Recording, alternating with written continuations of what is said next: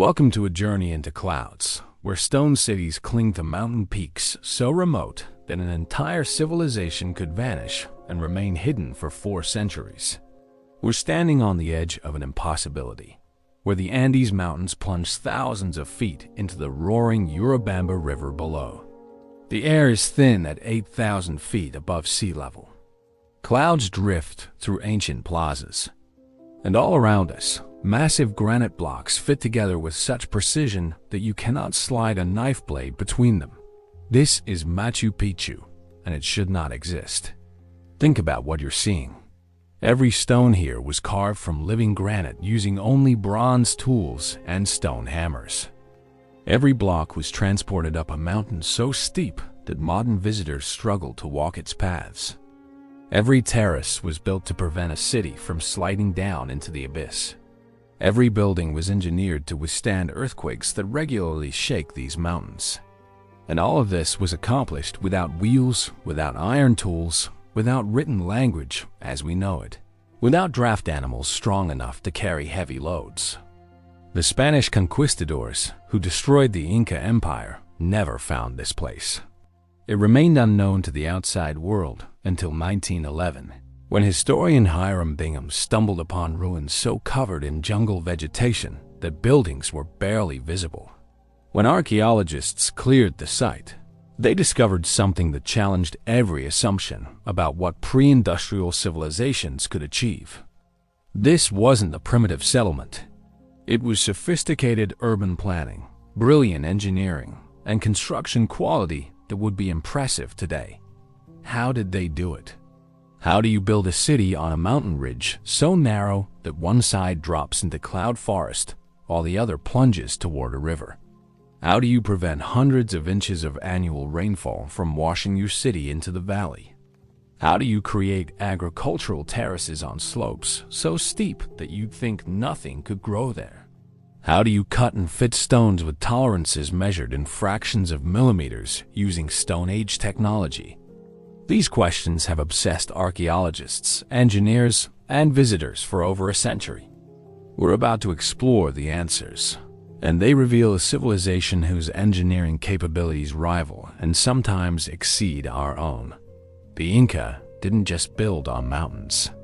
They became masters of the impossible, creating works that still stand while conquering empires that built with steel and mortar have crumbled into dust. Chapter 1. The Vision of Pachacati. The year is 1450, and the Inca Emperor Pachacati, Inca Yupanqui, stands on a mountain ridge overlooking the Urubamba Valley far below. He has just conquered this region, expanding the Inca Empire northward from its capital at Cusco. Before him stretches a narrow granite ridge flanked by 2 mountain peaks, Machu Picchu, the old peak, and Huayna Picchu, the young peak. The ridge is barely 1,000 feet wide at its widest point and drops precipitously on both sides. Most leaders would dismiss this location as impossible for construction. Pachacati sees sacred geometry written in stone and sky. The Inca understand landscape as living entity, sacred geography where mountains are gods and rivers are veins of the earth. This particular location holds special significance. The ridge aligns with astronomical events crucial to Inca cosmology. The peaks frame the rising and setting sun at winter solstice. The Urubamba River below bends in a shape resembling a serpent or the Milky Way, both sacred symbols in Inca religion. The mountains, as positioned relative to Cusco and other sacred sites, creates geometric relationships the Inca consider spiritually powerful. Pachacati doesn't just want to build here. He needs to build here because the landscape itself is holy. But recognizing sacred significance and actually building on this location are vastly different challenges. The ridge sits at approximately 7,970 feet above sea level, high enough that lowland workers brought to the site suffer altitude sickness. The slopes are so steep that loose stones tumble thousands of feet when disturbed. The region receives over 80 inches of rain annually, concentrated in a wet season when rivers become torrents and hillsides become waterfalls. Earthquakes shake the region regularly, this being part of the Pacific Ring of Fire where tectonic plates grind together. The nearest flat land suitable for agriculture lies far below in the valley. Every building material must be carried up mountain paths so steep that modern tourists need rest stops every few hundred yards. Pachacati summons his architects and engineers, the most skilled builders in an empire that already boasts impressive stone construction throughout the Andes. He describes his vision: a royal estate, a sacred site, a demonstration of Inca power over nature itself. The city will include palaces, temples, residential areas, agricultural terraces, and urban plazas. It will house several hundred people permanently and accommodate visitors during ceremonies. It will have running water from mountain springs, sophisticated drainage preventing erosion, and buildings that will withstand any earthquake. Most ambitiously, it will showcase the finest stonework the Inca can produce, creating walls where massive irregular stones fit together with such precision that the joints become nearly invisible. The engineers listen and begin mental calculations. They understand immediately that conventional construction methods won't work here. Buildings cannot rest on soil because seasonal rains would undermine foundations.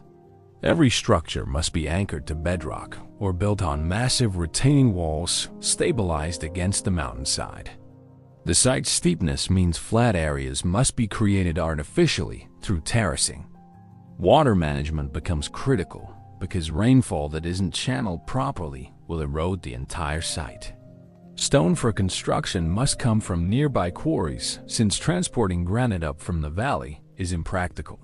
Every decision compounds complexity, but these engineers have advantages that make the impossible merely extremely difficult. They inherit centuries of Andean mountain building experience.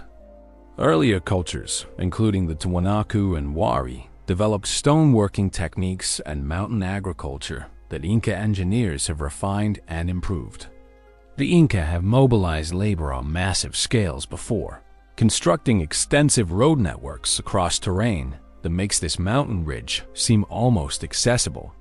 They possess sophisticated understanding of hydrology, having built irrigation systems throughout the empire. They've developed stoneworking techniques producing precision that rivals machine-cut stone. And they have something perhaps more valuable than any technology: cultural commitment to excellence that won't accept failure. The planning phase begins with careful site analysis. Engineers spend months studying the ridge, identifying areas of stable bedrock, mapping water sources, analyzing drainage patterns, and determining optimal building locations. They note that the ridge's granite is excellent building material, hard enough to take sharp edges and dense enough to resist weathering. They locate several suitable quarry sites on the mountain itself, eliminating the need to transport massive stones up from the valley. They identify natural springs on the mountain slopes that can supply fresh water year-round. They observe how water flows during rainstorms, noting where natural drainage occurs and where intervention will be necessary. The engineers develop a master plan addressing the site's extreme challenges. The city will be divided into distinct sectors: agricultural terraces on the steep slopes, urban areas on the relatively flat ridgetop, temple precincts at the highest points, and residential zones for different social classes. A massive wall will separate agricultural from urban areas, providing both functional boundary and symbolic division between cultivated and built environments. The urban sector will be further divided into eastern and western sections, with the main plaza providing communal space. Buildings will be positioned to align with astronomical events and sacred sightlines to surrounding peaks. Water management receives particular attention. The engineers design an elaborate system capturing mountain springs, channeling water through stone-lined canals, distributing it throughout the city, and directing drainage to prevent erosion. Every terrace, every plaza, every building will include drainage features ensuring that rainfall does not accumulate but flows in controlled fashion out of the site. The system must handle not just normal rainfall, but the intense downpours of wet season, when inches of rain fall in hours and hillsides become waterfalls. Failure in water management means the entire site sliding down the mountain, taking years of work and hundreds of lives with it. Foundation engineering presents unique challenges. The ridge's surface isn't uniformly solid. Some areas are stable granite bedrock, while others are overlain with soil and loose rock. Buildings cannot rest on unstable ground, so engineers must either excavate down to bedrock or create artificial foundations stable enough to support massive stone structures. They decide to use both approaches depending on specific locations. Where bedrock is near the surface, they'll clear overlying material and build directly on granite. Where bedrock is deep, they'll create foundations using massive stone blocks embedded into mountainside, essentially extending bedrock artificially upward. The terrace system requires particularly careful planning. Agricultural terraces must prevent erosion while creating level planting areas on impossibly steep slopes. Each terrace will be built with retaining walls of fitted stone, backed by layers of drainage material, allowing water to percolate through without building pressure behind walls. The terraces must be wide enough for practical agriculture, but not so wide that retaining walls become impossibly tall. The engineers calculate that terraces averaging about 12 feet wide with walls 6 to 10 feet high provide optimal balance. This means the agricultural sector will contain dozens of terraces, stepping down hundreds of vertical feet. Labor organization becomes crucial. The Inca use mita, a labor tax system where subjects contribute work to state projects. For Machu Picchu, Pachacati mobilizes thousands of workers from throughout the empire. Skilled stonemasons who will do the precision fitting come from regions with established stoneworking traditions. General laborers who will move stones and build terraces are recruited from nearby provinces. Specialists in different crafts, water engineers, astronomers who will determine building alignments, agricultural experts who will design terrace systems converge on the site.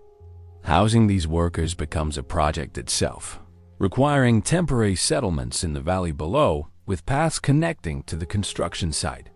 Supply logistics challenge even the Incas' organizational skills. Workers need food, which must be carried up mountain paths daily.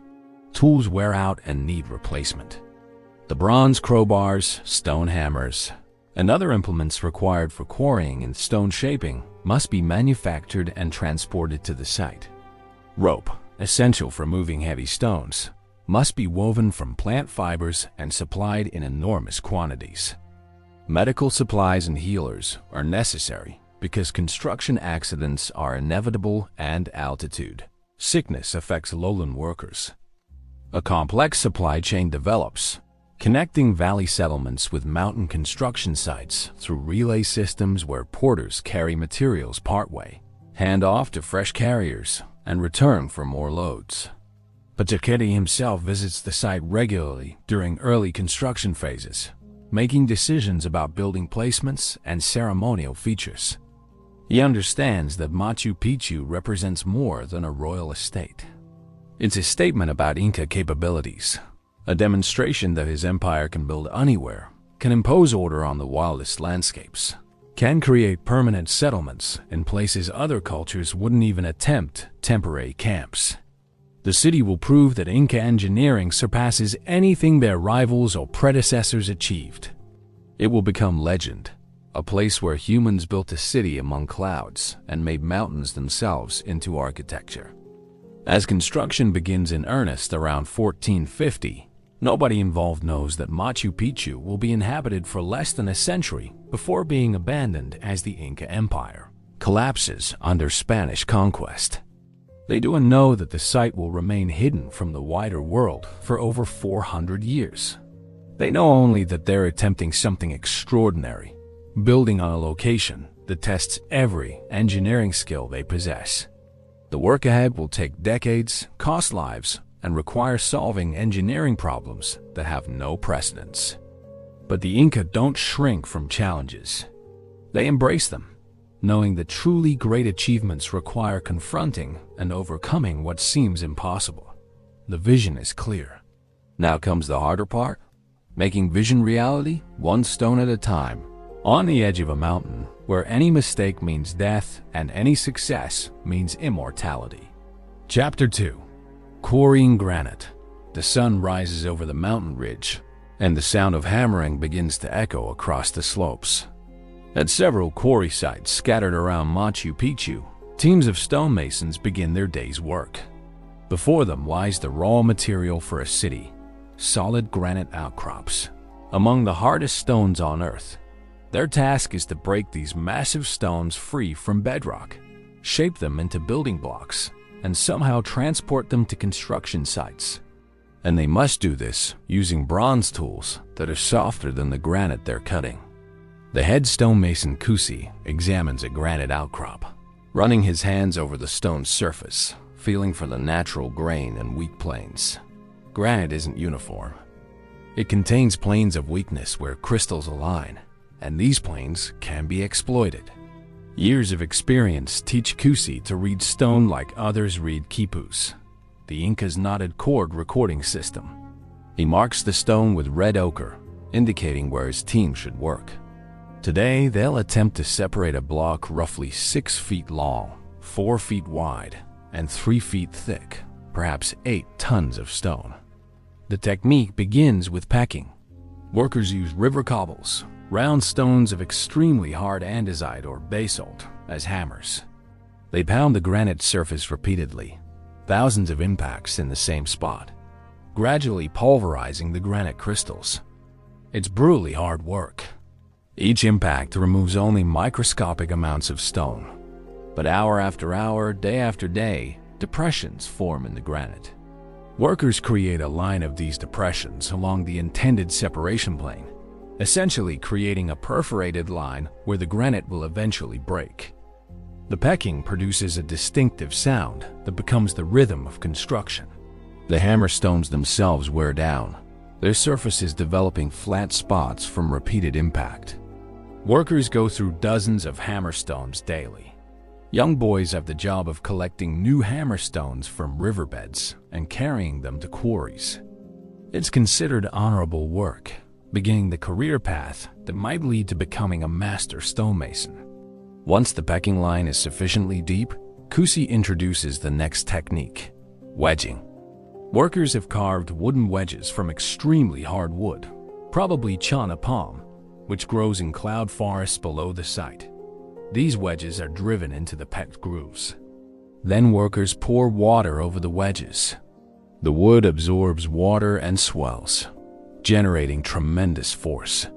As the wedges expand, they exert pressure along the entire line of weakness.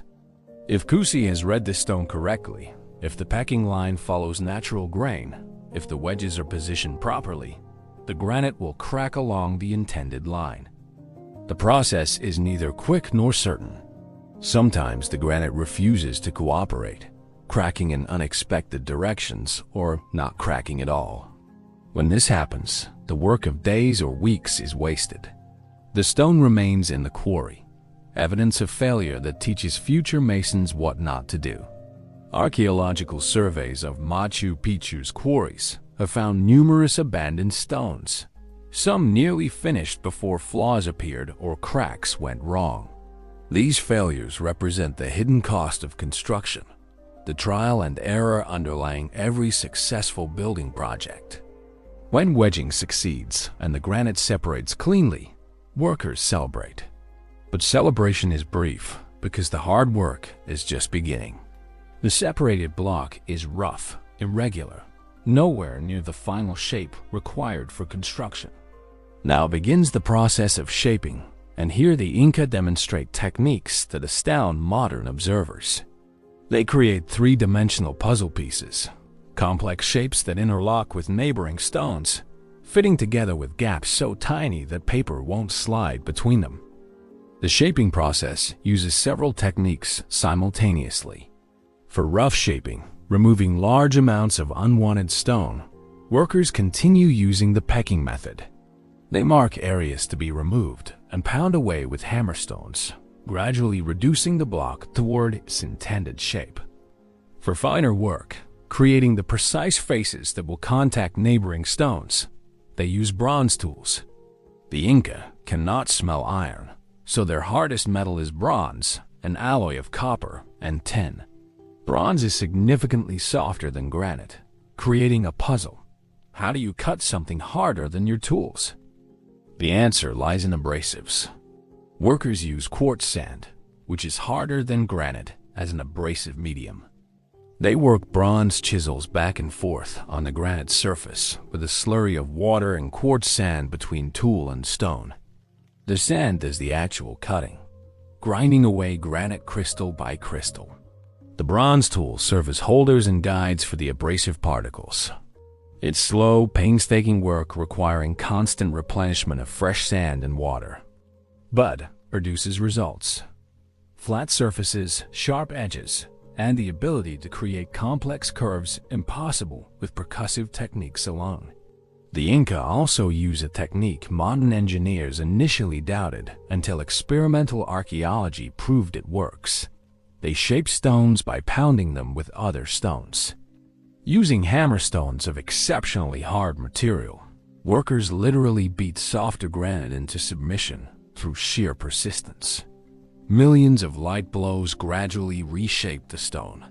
The technique sounds primitive, but produces impressive results in skilled hands. Experiments show that experienced workers using this method can shape granite more quickly than seems physically possible, their hands moving with rhythmic efficiency, developed through years of practice. But the most mysterious aspect of Inca stone shaping is how they achieve the precision visible in Machu Picchu as finest walls.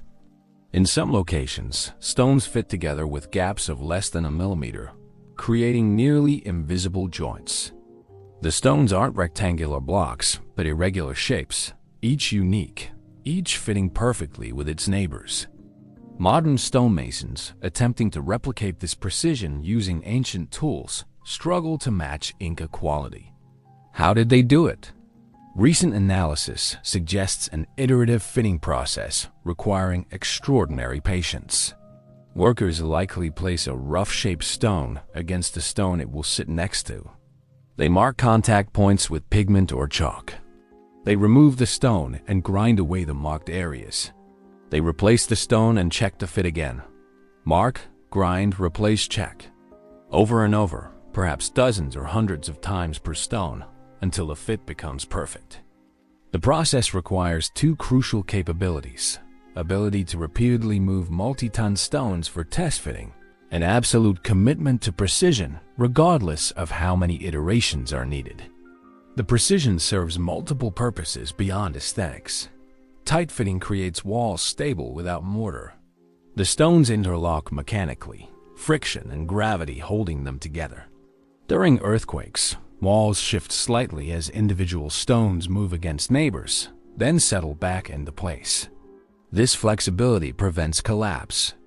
Mortared walls would crack under earthquake stress, but mortar-free Inca walls dance and survive. The precision that looks like aesthetic excess is actually earthquake engineering of sophisticated functionality. Stone transportation from quarry to building site presents challenges almost as great as quarrying itself. The stones weigh tons, and many must be moved hundreds of yards across steep, uneven terrain.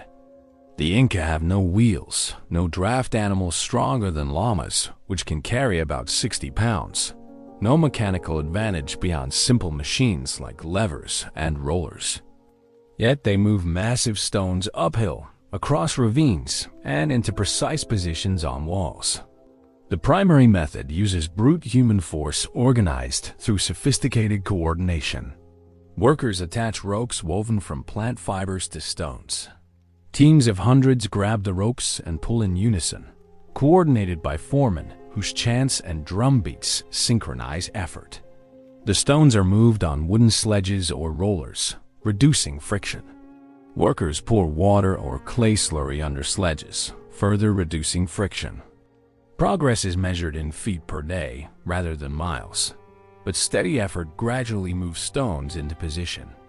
For particularly massive stones, those weighing 20 tons or more, the Inca use additional techniques. They build temporary ramps using earth and small stones, creating artificial hills that stones can be dragged up. After construction, they remove these ramps, leaving no trace, which is why modern observers initially couldn't imagine how the Inca moved such massive stones. They also use lever systems, inserting wooden beams under stone edges and prying upward while packing stones or wood underneath. Gradually, lift by lift, massive stones rise to required heights. The social organization enabling this work is as impressive as the technology. Each stone's journey from quarry to wall involves hundreds of workers performing specialized tasks.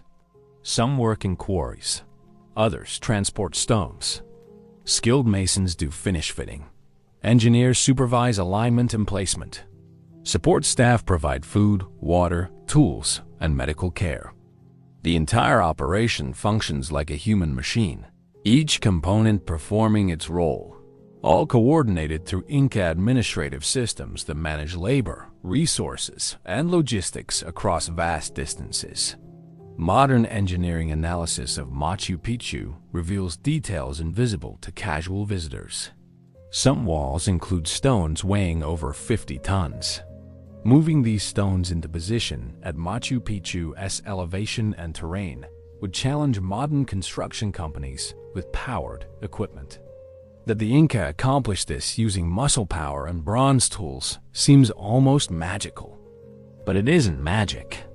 It's patient application of physical principles, sophisticated organizational systems, and cultural commitment to excellence regardless of difficulty. Every perfectly fitted stone testifies to human determination to overcome physical limitations through intelligence, coordination, and sheer refusal to accept that something is impossible just because it's extraordinarily difficult.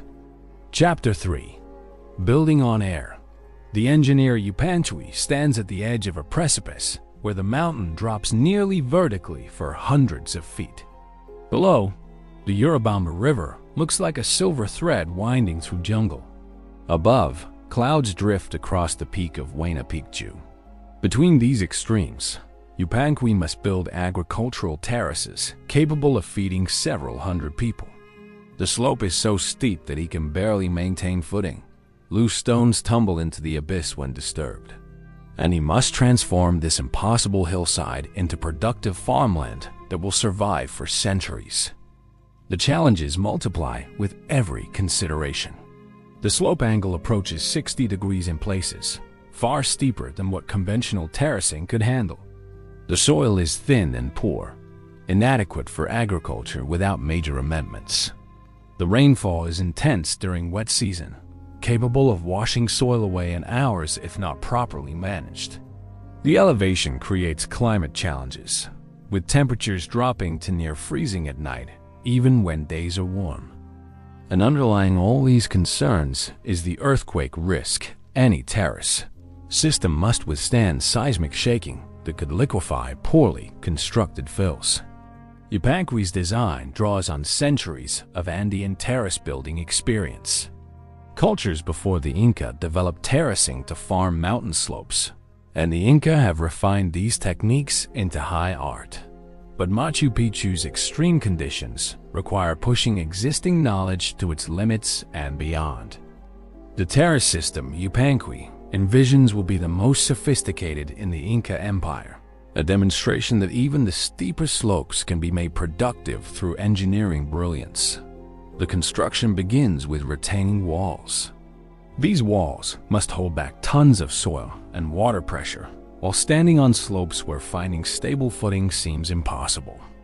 Yupanqui's teams begin by excavating into the hillside, cutting away loose material until they reach stable bedrock or solid ground. This excavation creates a level platform where the base of the wall will rest. Workers then begin laying stones, fitting them carefully even though these lower courses will be buried and never seen. The foundation must be perfect because everything else depends on it. The retaining walls use several sophisticated engineering features. They lean slightly backward into the hillside rather than standing perfectly vertical. This backward slope, typically about 5 to 10 degrees from vertical, increases stability by directing weight and pressure down and back into the slope rather than outward. The walls are also wider at the base than the top, creating a cross-section profile that distributes stress effectively.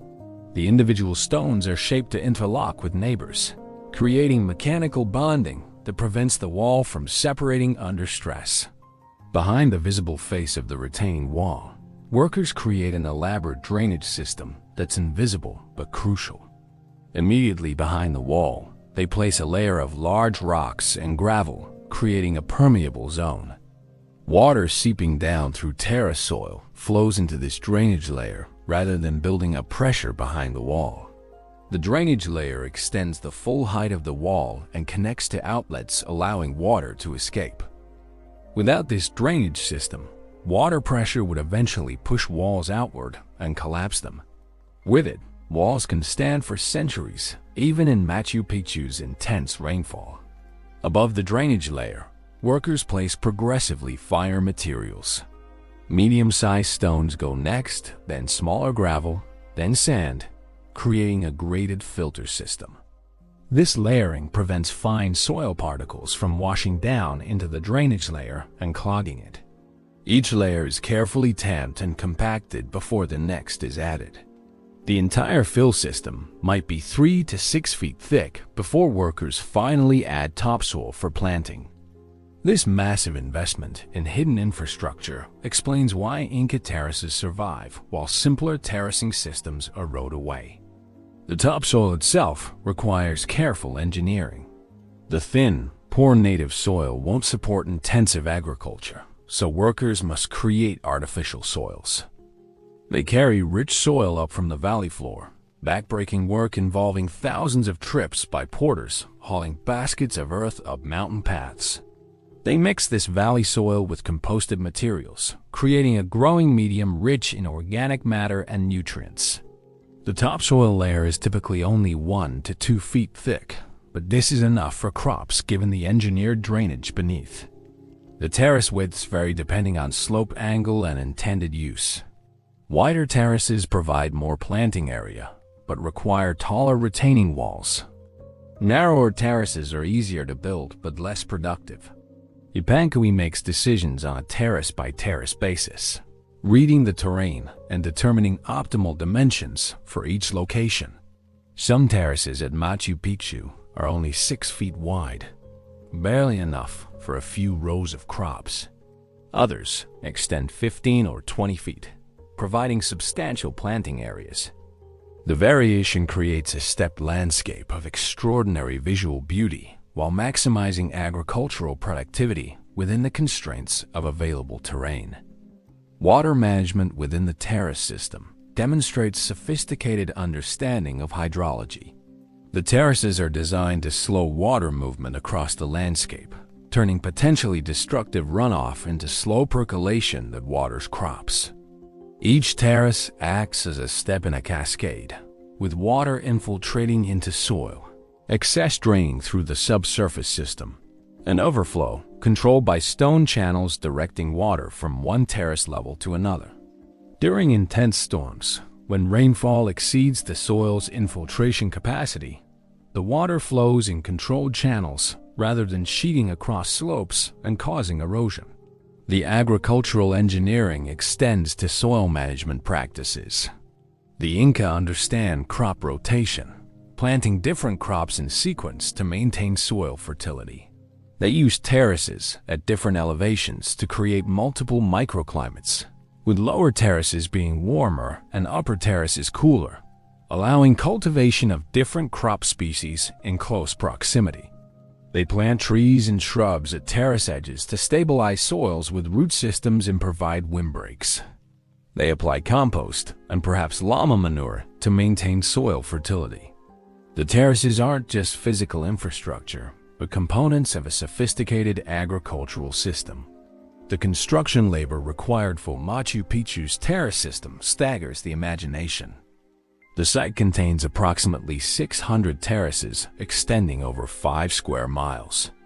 Millions of stones were placed in retaining walls. Thousands of tons of soil were carried up from the valley. Hundreds of thousands of person-hours went into excavation, stone fitting, and fill placement. This represents one of human history's most impressive earth-moving projects, accomplished entirely with human labor and simple hand tools. The terraces serve purposes beyond agriculture. They stabilize the entire mountainside, preventing catastrophic landslides that could destroy not just the city, but also threaten the valley below. The terrace system functions as massive retaining walls holding the mountain itself in place. Modern geotechnical engineers analyzing Machu Picchu recognize that without the terrace system, the urban sector would likely have failed long ago, sliding down the mountain. The terraces aren't just agriculture infrastructure. They're foundations for the city itself. Archaeological excavations of terrace systems reveal construction sequences that demonstrate impressive planning. The Inca built terraces from bottom to top, completing lower terraces before starting higher ones. This makes practical sense because lower terraces provide working platforms for constructing terraces above them. It also creates stability, with completed lower sections supporting work on upper sections. The sequential construction requires years of patient work, but it ensures structural integrity throughout. Modern restoration work on Machu Picchu's terraces reveals how well the Inca system functions.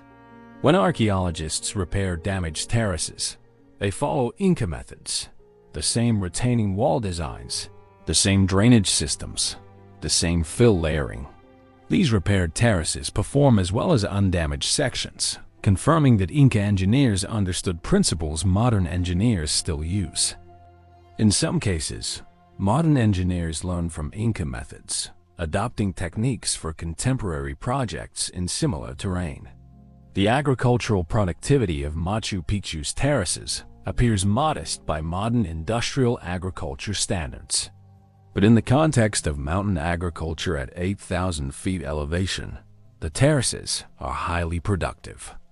Archaeological botanical remains show that residents grew maize, potatoes, quinoa, beans, and other Andean crops. The terraces produced enough food to supplement supplies brought from the valley, reducing the city's dependence on external supply lines. This partial self-sufficiency would prove crucial during the wet season when paths from the valley might become impassable. The visual impact of the terraces rivals their functional success. From certain vantage points, the stepped landscape creates geometric patterns of extraordinary beauty.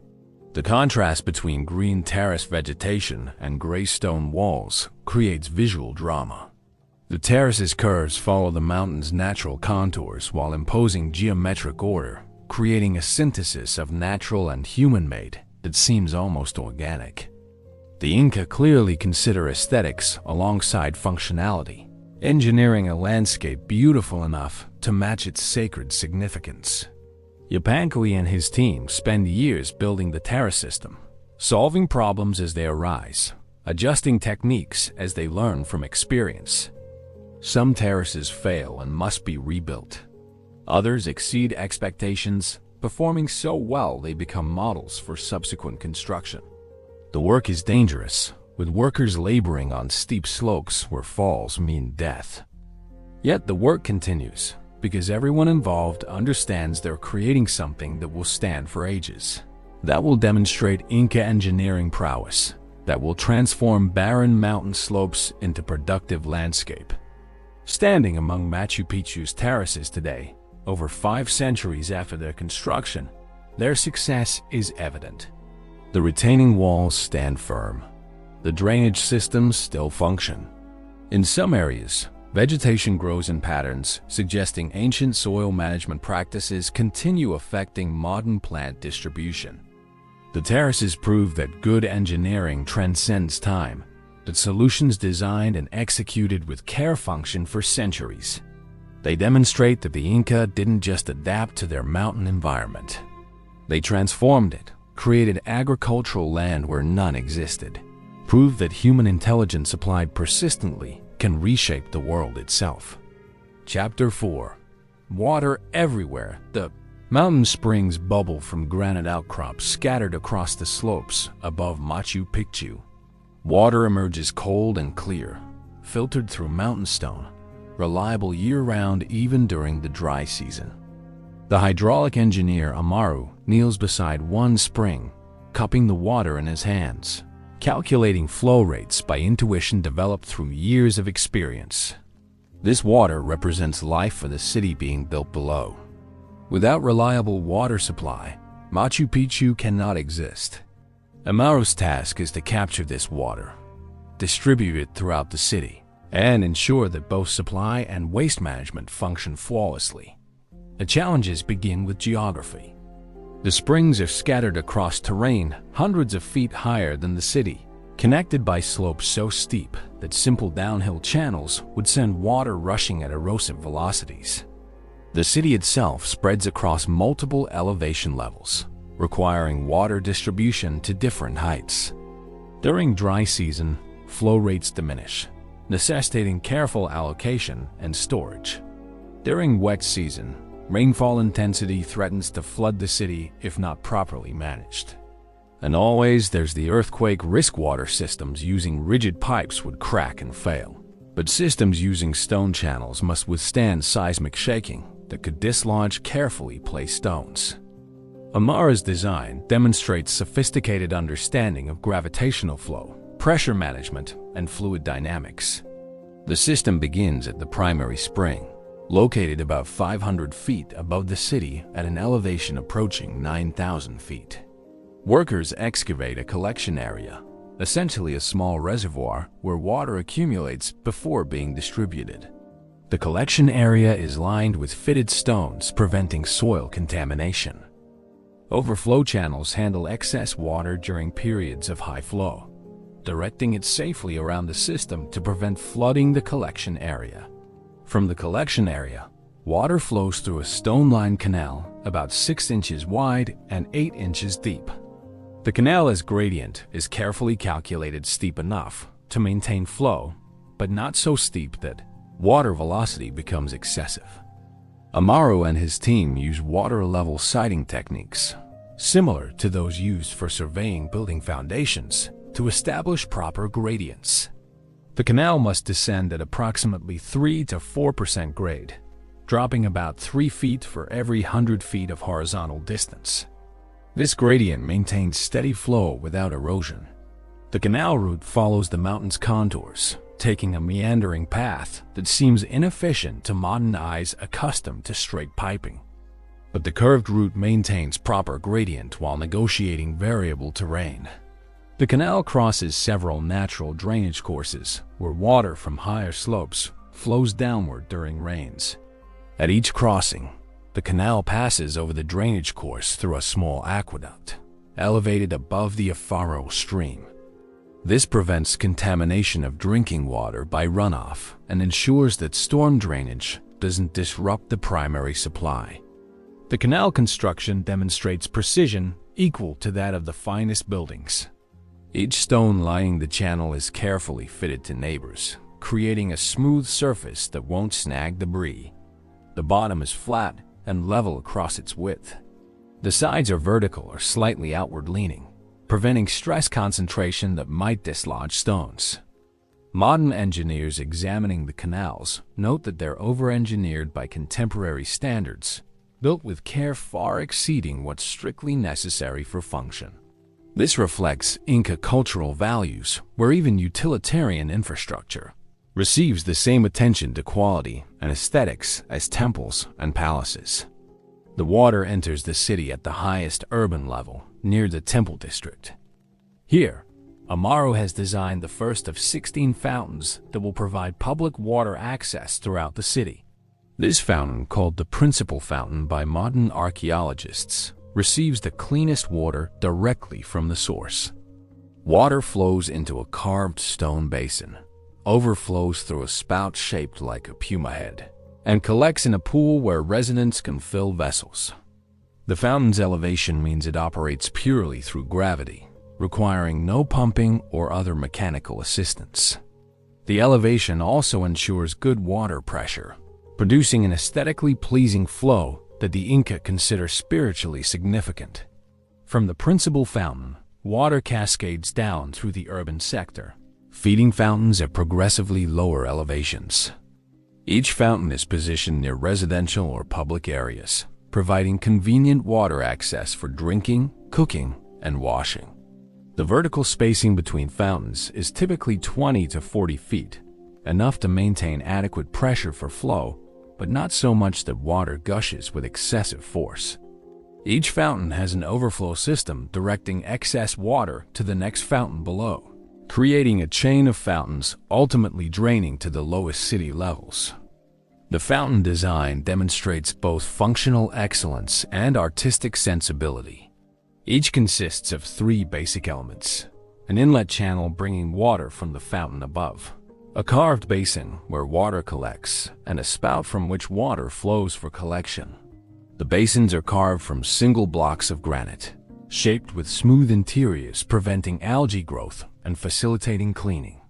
The spouts are precisely shaped to create laminar flow, producing smooth water streams rather than turbulent splashing. Some spouts include decorative carvings, often of animals sacred to the Inca, demonstrating that even utilitarian features receive artistic attention. The water temperature at Machu Picchu's elevation is cold year-round, sometimes approaching freezing at night. For ritual bathing, a practice important in Inca religion, the cold water presents challenges. Amaru designed several of the fountains with larger basins suitable for bathing, positioned near temples where ceremonial purification is performed. These baths include steps carved into basin walls, allowing users to immerse themselves comfortably. The water's constant flow prevents stagnation, maintaining ritual purity crucial for religious purposes. Water distribution requires careful calculation to ensure adequate supply reaches all fountains. Amaru must account for water consumption at each fountain, ensuring that downstream fountains receive sufficient flow. During dry season, when spring output diminishes, priority is given to the highest fountains, particularly the principal fountain near the temples. Lower fountains might experience reduced flow, but the system is designed so that even minimum spring output can supply at least the most critical fountains. This prioritization reflects both practical water management and religious hierarchy, placing temple needs above common residential needs. The most impressive aspect of Machu Picchu's water system is the drainage network that operates invisibly beneath and within the city. Every plaza, every terrace, every building includes drainage features preventing water accumulation. The engineering recognizes that at Machu Picchu's rainfall levels, water management determines whether the city survives or slides down the mountain. The drainage system must handle not just water supply overflow, but also the intense rainfall of wet season when inches of rain fall in single storms. The drainage begins with building design. Every structure has a slight floor slope, directing water toward doorways or drainage channels. Doorways typically sit slightly below adjacent floor levels, preventing water from entering buildings during storms. Building perimeters include stone-lined channels capturing roof runoff and directing it to the city's main drainage system.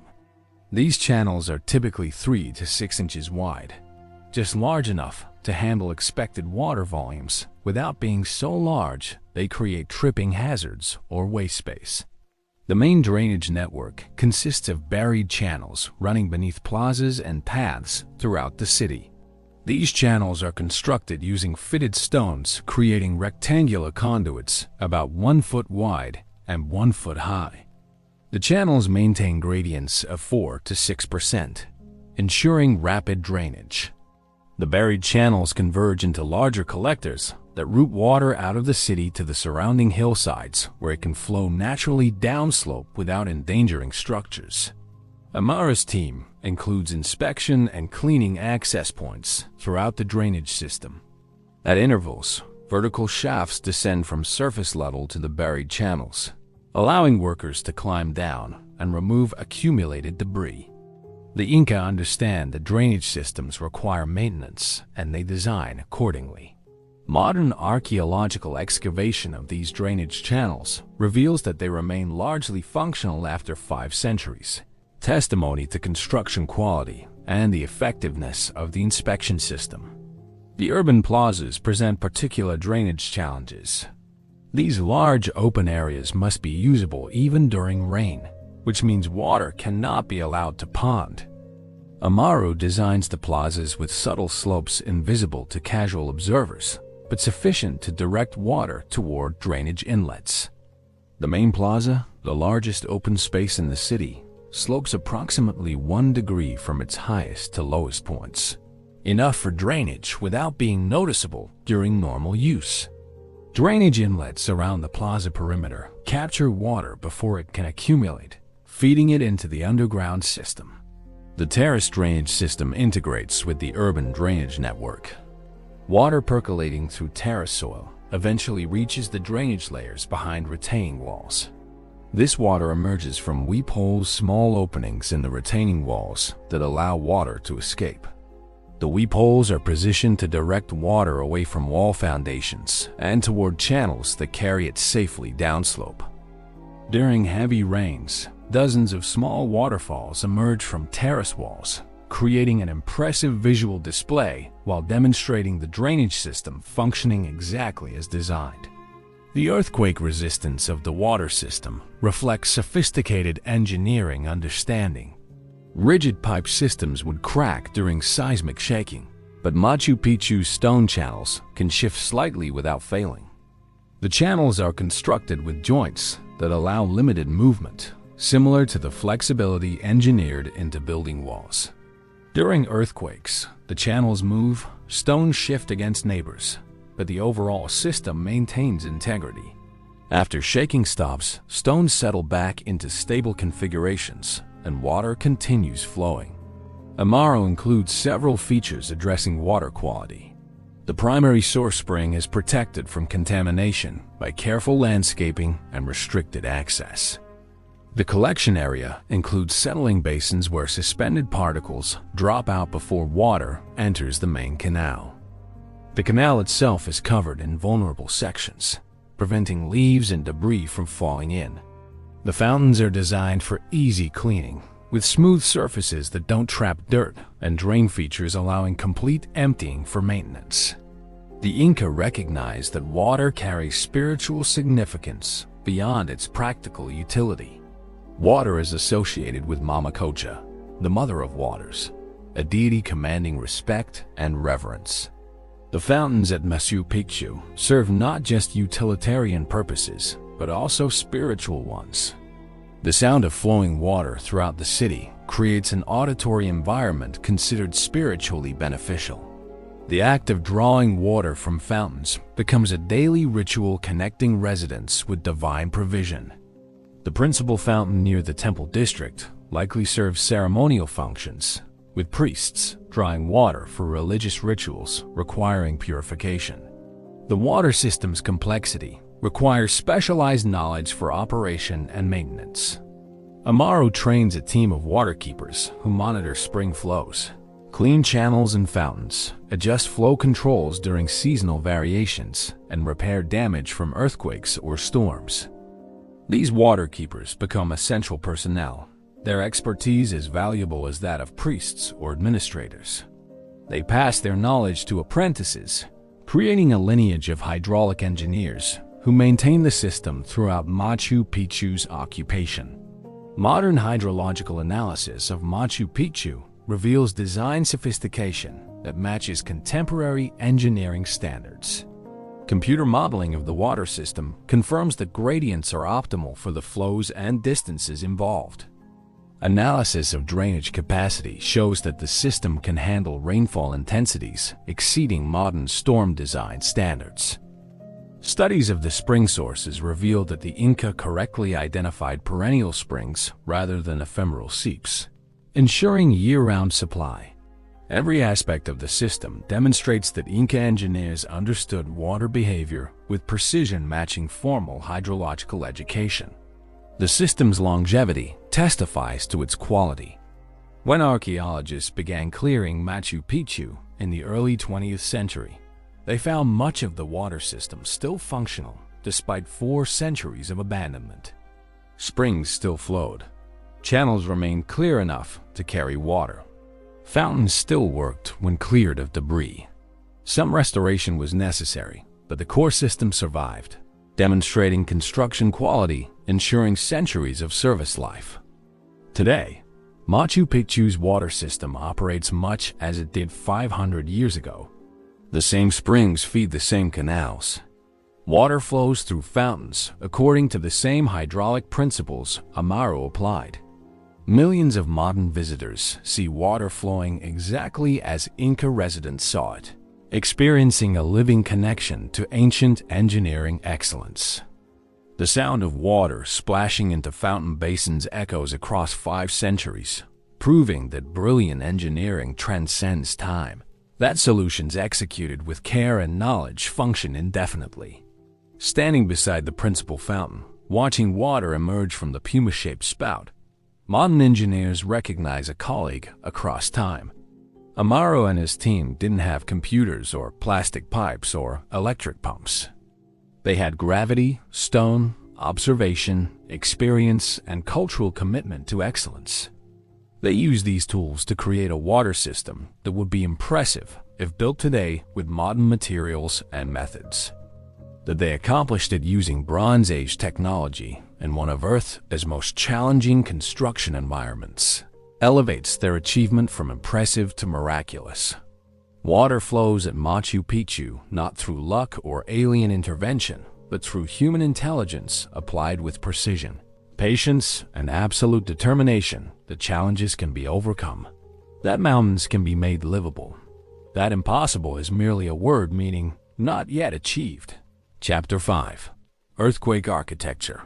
The ground begins to shake. It starts as a low rumble felt more than heard, then builds to violent shaking that makes standing impossible. Workers at Machu Picchu's construction site dive for cover as stones tumble and dust rises. The earthquake lasts perhaps 30 seconds but feels like eternity. When the shaking stops, workers cautiously emerge and inspect the damage. Several partially completed walls have collapsed. Stones carefully fitted just yesterday lie scattered. Months of work destroyed in half a minute. But the completed sections stand firm, stones still tightly fitted, walls still vertical. The master builder Tupac surveys the damage and the survival and learns. Earthquakes are facts of life in the Andes. The Pacific Ocean floor dives beneath. South America, in the Peru-Chile subduction zone, one of Earth's most seismically active regions. Earthquakes shake the mountains regularly, ranging from minor tremors to devastating events that collapse stone buildings and trigger landslides. The Inca cannot prevent earthquakes, but they can build to survive them. Over centuries, through observation of what survives and what falls, Andean builders developed construction techniques creating earthquake-resistant architecture without any understanding of modern seismology. Tupac understands empirically what modern engineers would explain through physics. Rigid structures crack during earthquakes, while flexible structures survive. When seismic waves pass through ground, different parts of a building move in different directions simultaneously. Rigid connections between building elements create stress concentrations that fracture materials.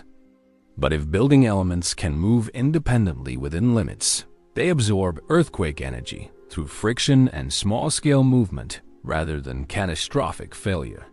The principle informs every aspect of Inca construction at Machu Picchu. The walls don't use mortar, that's cement binding stones together in European and Asian masonry. Mortar-free construction seems primitive to conquistadors who will eventually encounter it, but it represents sophisticated earthquake engineering. During seismic shaking, mortar-free walls shift and dance, individual stones moving against neighbors. The movement dissipates energy through friction. When shaking stops, gravity and the stone's careful shaping pull them back into stable configurations. The wall survives because it moved, not despite movement. The stone shapes contribute critically to earthquake resistance.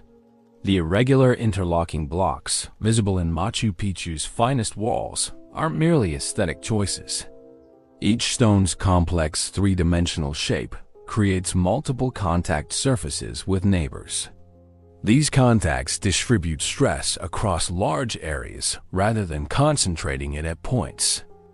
During earthquakes, stress flows through the masonry like water, finding paths of least resistance, rarely concentrating enough to fracture stone. The shapes also create mechanical interlocking that prevents stones from separating even when moving. The stones can slide against each other, but not pull apart. The walls themselves demonstrate sophisticated structural design. They lean inward slightly, typically about 5 degrees from vertical. This inward lean creates a trapezoidal cross-section inherently stable against collapse. During earthquakes, even if stones shift, the trapezoidal geometry tends to resettle into stable configurations rather than toppling. The inward lean also means that the wall's center of gravity sits well within its base, increasing resistance to overturning. It's a simple geometric principle, producing profound structural benefits. The doorways and windows at Machu Picchu use trapezoidal shapes exclusively. The openings are wider at the base than the top, creating inverted trapezoid profiles. This shape is structurally superior to rectangular openings because it distributes stress around openings more effectively. The wider base provides more structural support, while the narrower top reduces the span that must be supported. Modern earthquake engineering recognizes similar principles, though contemporary construction typically achieves them through different techniques. The building sizes reflect seismic constraints. Machu Picchu contains no large enclosed spaces, no wide-span roofs, no tall multi-story structures.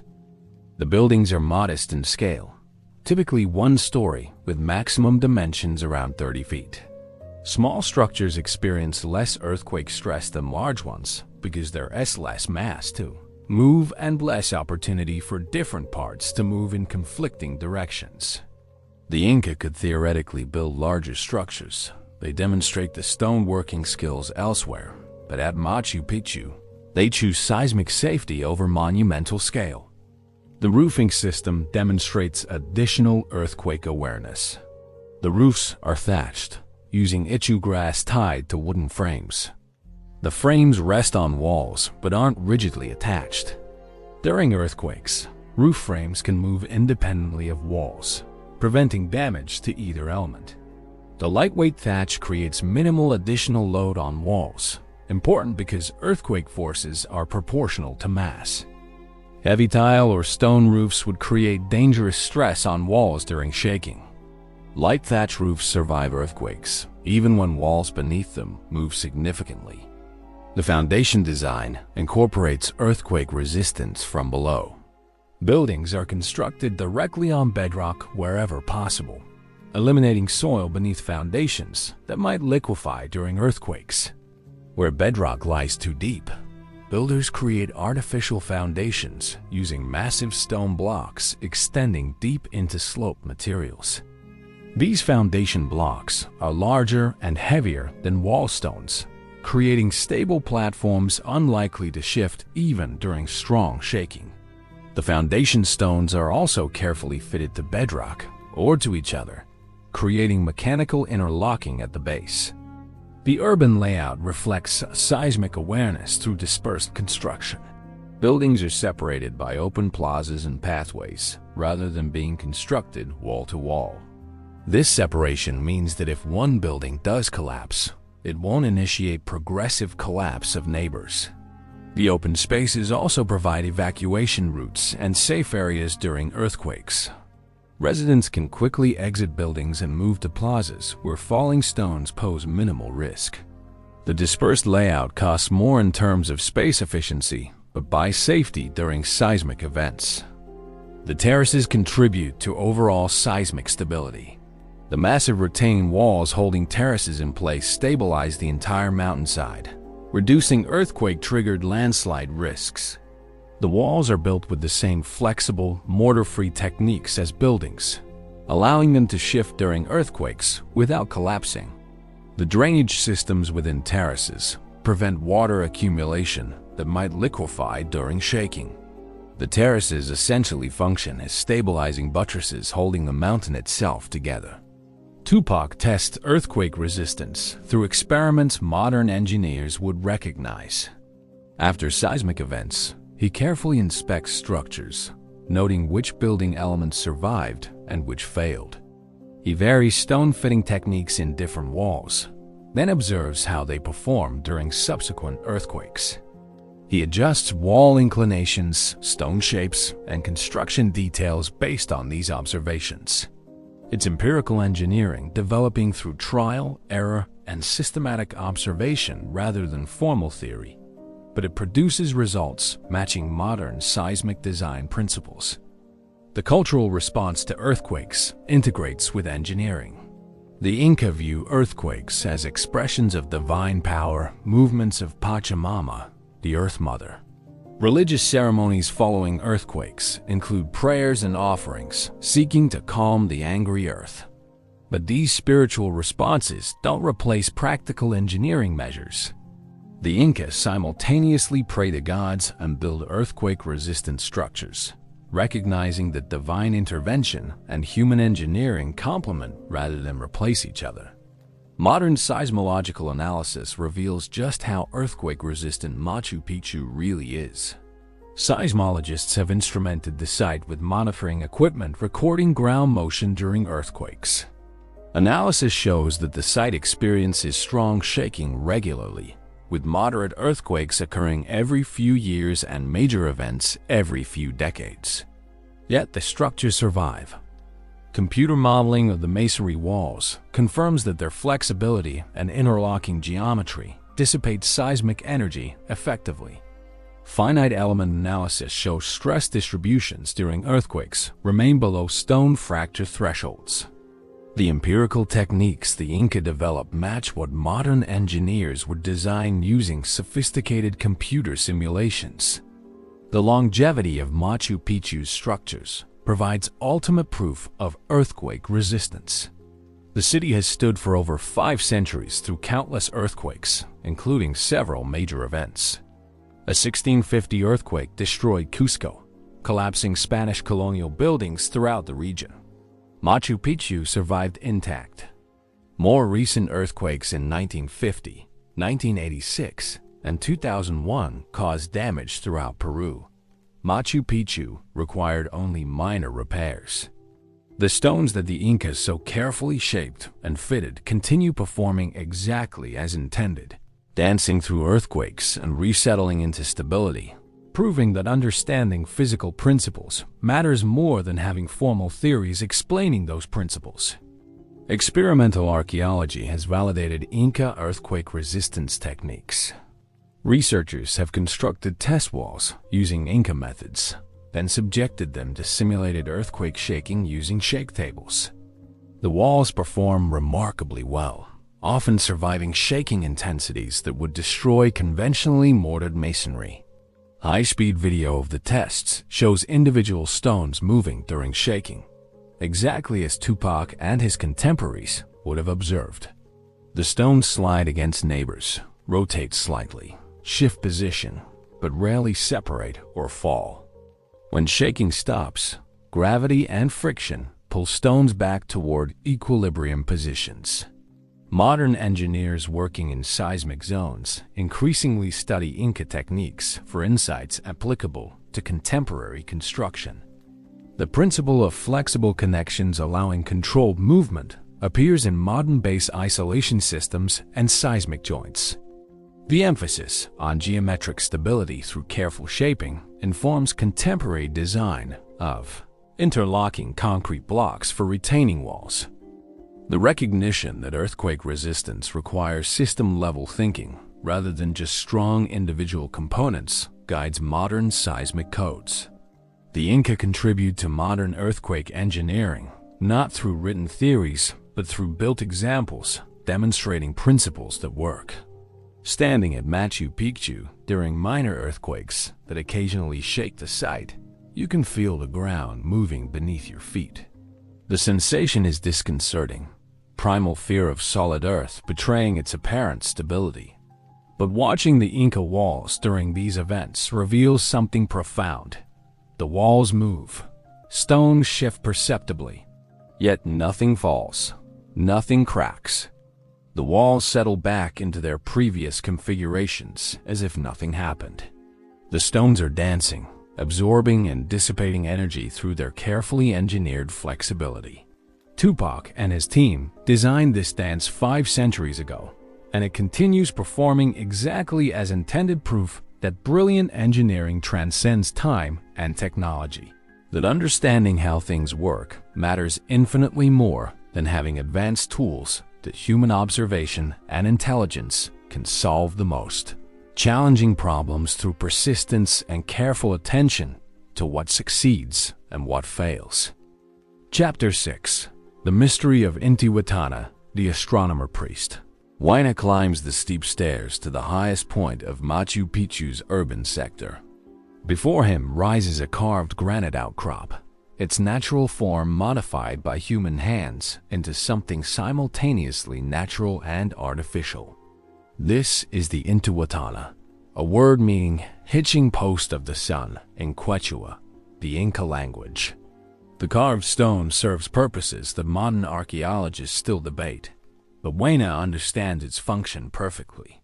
This is an astronomical instrument, a calendar carved from living rock, a tool for marking time and maintaining cosmic order. And its creation required understanding astronomy with precision matching modern observatories. The Intihuatana consists of a natural bedrock outcrop carved into a platform roughly 20 feet square, with a central pillar rising about 2 feet above the platform. The pillar is carefully shaped, with 4 angled faces aligned to cardinal directions.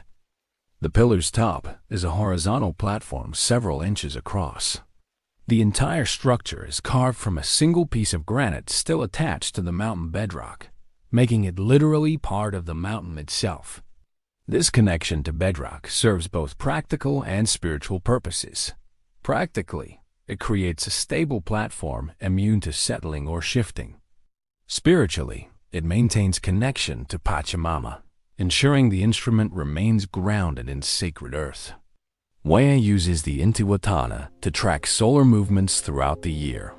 At noon each day, the sun casts a shadow from the central pillar onto the surrounding platform. The shadow's length and direction change predictably with seasons.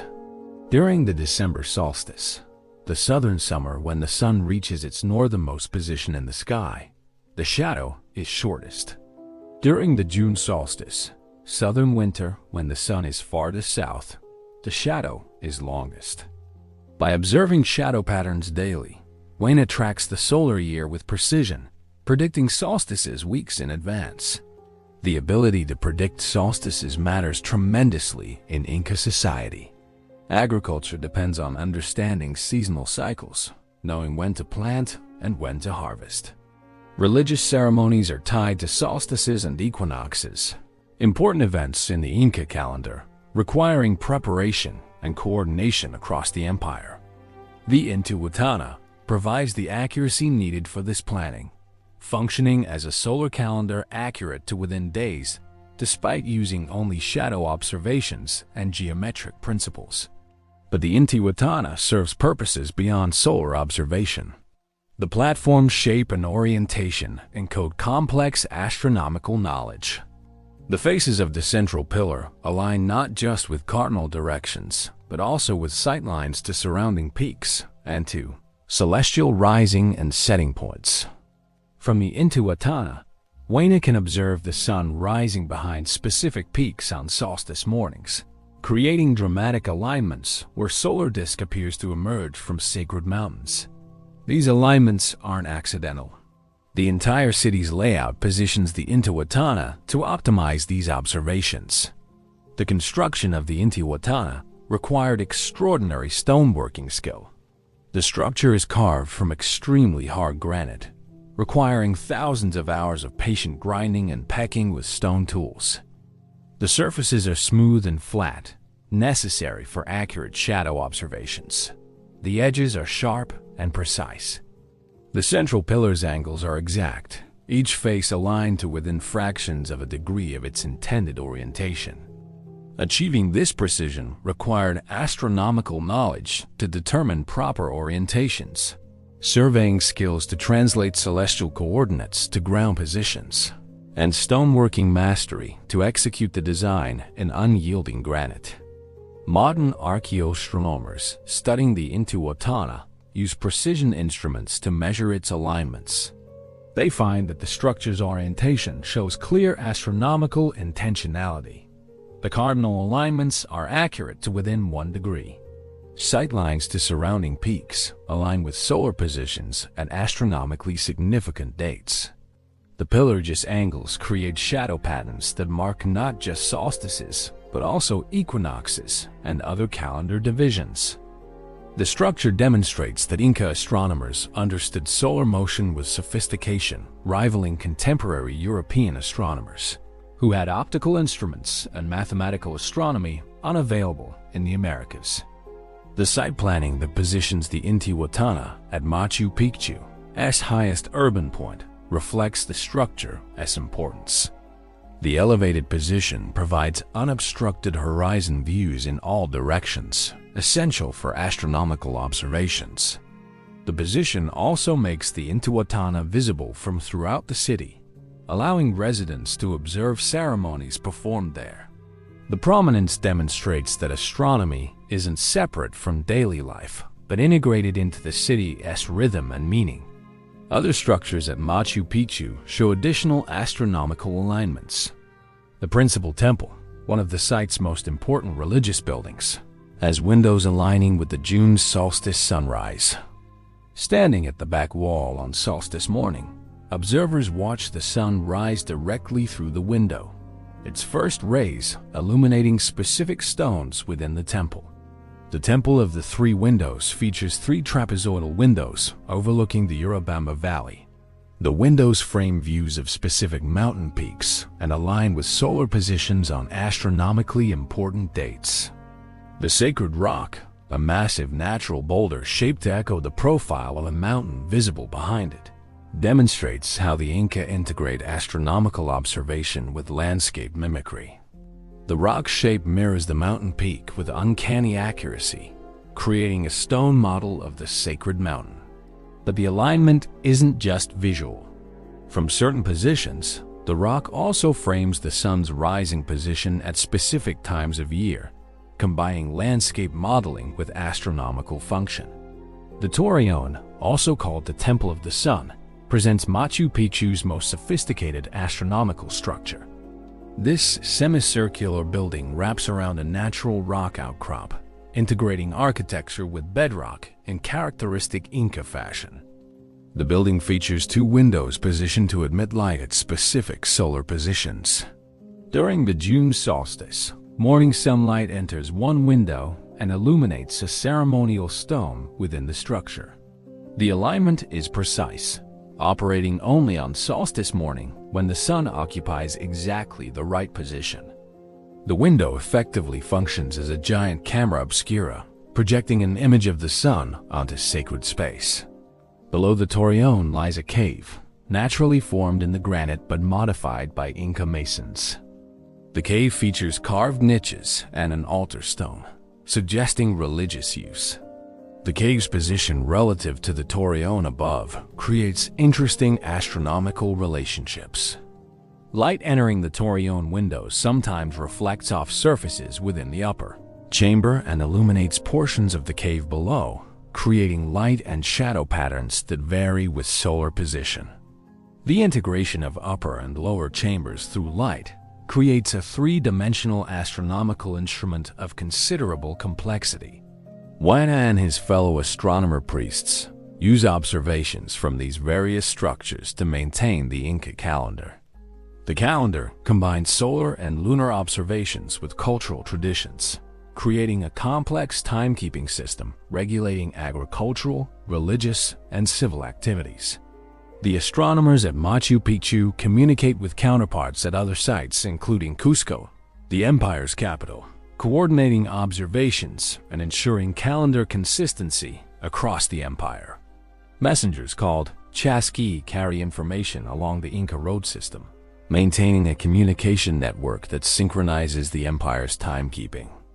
The religious significance of astronomy in Inca culture cannot be separated from its practical utility.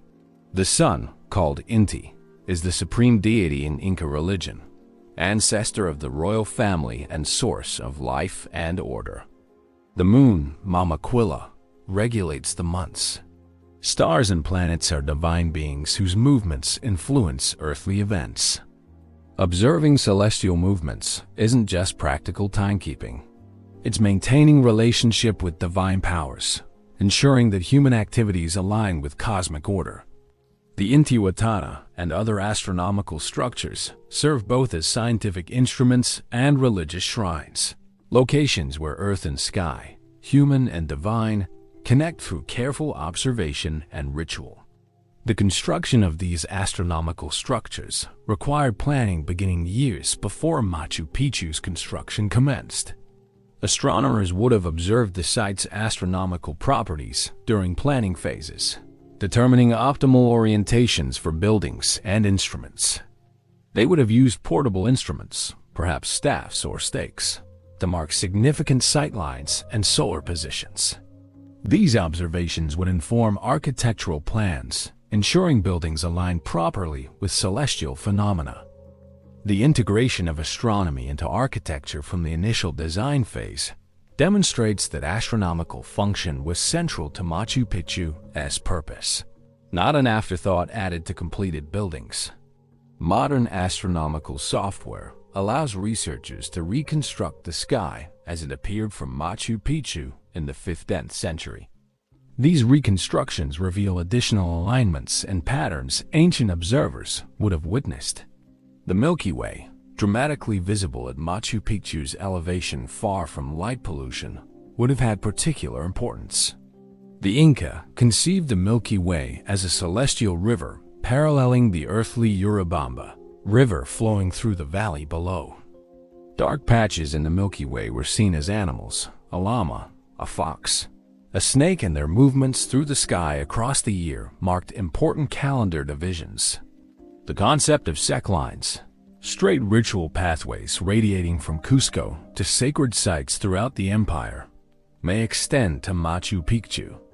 These lines connected astronomical observations with sacred geography, creating a system where landscape, architecture, and astronomy merged into unified understanding of space and time. Machu Picchu's position relative to Cusco and other sites may place it on specific sec lines, connecting the city to broader cosmological frameworks operating across the empire. The Spanish conquest destroyed much Inca astronomical knowledge. Conquistadors saw astronomical structures as pagan temples requiring destruction. Many Intihuatanas throughout the empire were smashed, severing the sun's hitching post in symbolic annihilation of Inca religion. That Machu Picchu's Intihuatana survived intact represents an accident of history. Spanish forces never reached the site. The preservation allows modern researchers to study an astronomical instrument exactly as the Inca left it, providing insights into pre-Columbian astronomy impossible to gain from destroyed or heavily damaged sites. Standing at the Intihuatana during solstice morning, watching the sun rise behind the peaks, exactly where Huayna would have seen it 5 centuries ago, the sophistication of Inca astronomy becomes visceral rather than abstract. These weren't primitive people fumbling toward understanding.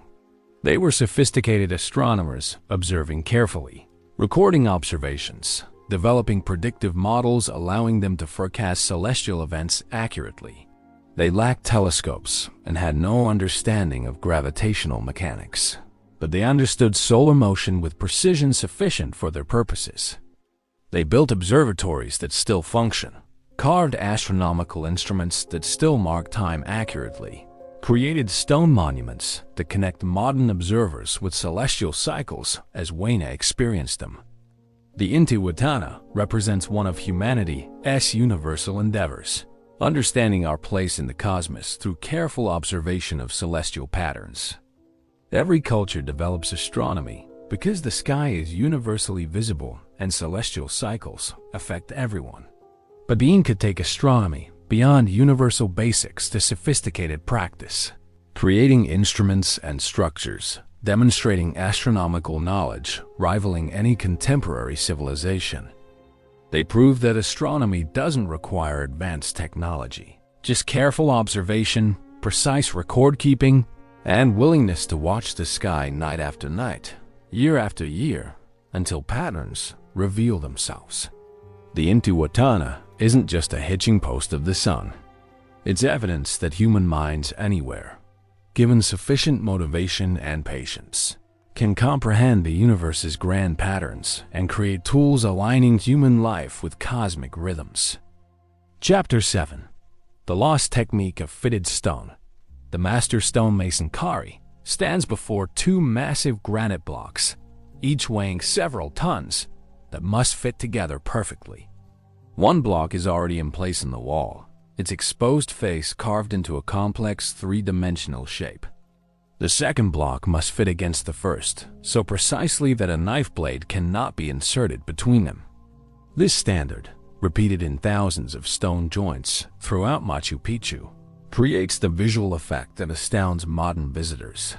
Walls where massive irregular stones fit together with impossible precision, joined without mortar, surviving centuries and countless earthquakes. How does Kari achieve this precision? The question has fascinated and frustrated researchers for over a century. Numerous theories have been proposed, some reasonable, others veering into pseudoscience claiming lost technologies or extraterrestrial assistance. Recent experimental archaeology and detailed analysis of the stones themselves provide answers, though mysteries remain. The truth reveals stoneworking sophistication, matching the finest craftsmanship from any era. The process begins with rough shaping in the quarry. Workers remove a stone from bedrock, then use percussive techniques to achieve approximate final dimensions. The stone at this stage is still rough. Its surface is irregular, bearing no resemblance to the final precisely fitted block. This rough stone is transported to the construction site and positioned near where it will eventually be placed. Now begins the fitting process that distinguishes Inca masonry from all other stone traditions. Kari directs workers to position the rough stone against the wall stone it will adjoin. They use wooden levers and rollers to maneuver the multi-ton block into approximate position. When the stones touch, contact points become visible through stone dust crushed between surfaces. Workers mark these contact points with red ochre or chalk. They remove the new stone, lay it on its side, and grind away the marked areas using stone tools and sand abrasives. The grinding creates depressions in the marked areas. Workers then reposition the stone against the wall, checking for new contact points. Again, they mark, remove, grind, and repeat. This iterative process, position, mark, remove, grind, continues dozens or even hundreds of times. With each iteration, contact area between stones increases. The stone's face gradually conforms to the complex three-dimensional shape of the stone it abuts. The process requires extraordinary patience. Grinding stone with stone tools and abrasives is slow work. Moving multi-ton stones repeatedly for test fitting requires mobilizing teams of workers each time. Yet the Inca persist, iteration after iteration, because anything less than perfect is unacceptable. Modern stonemasons attempting to replicate this technique report it's far more difficult than appears. Removing stone in exactly the right places and amounts requires skill developed through years of practice.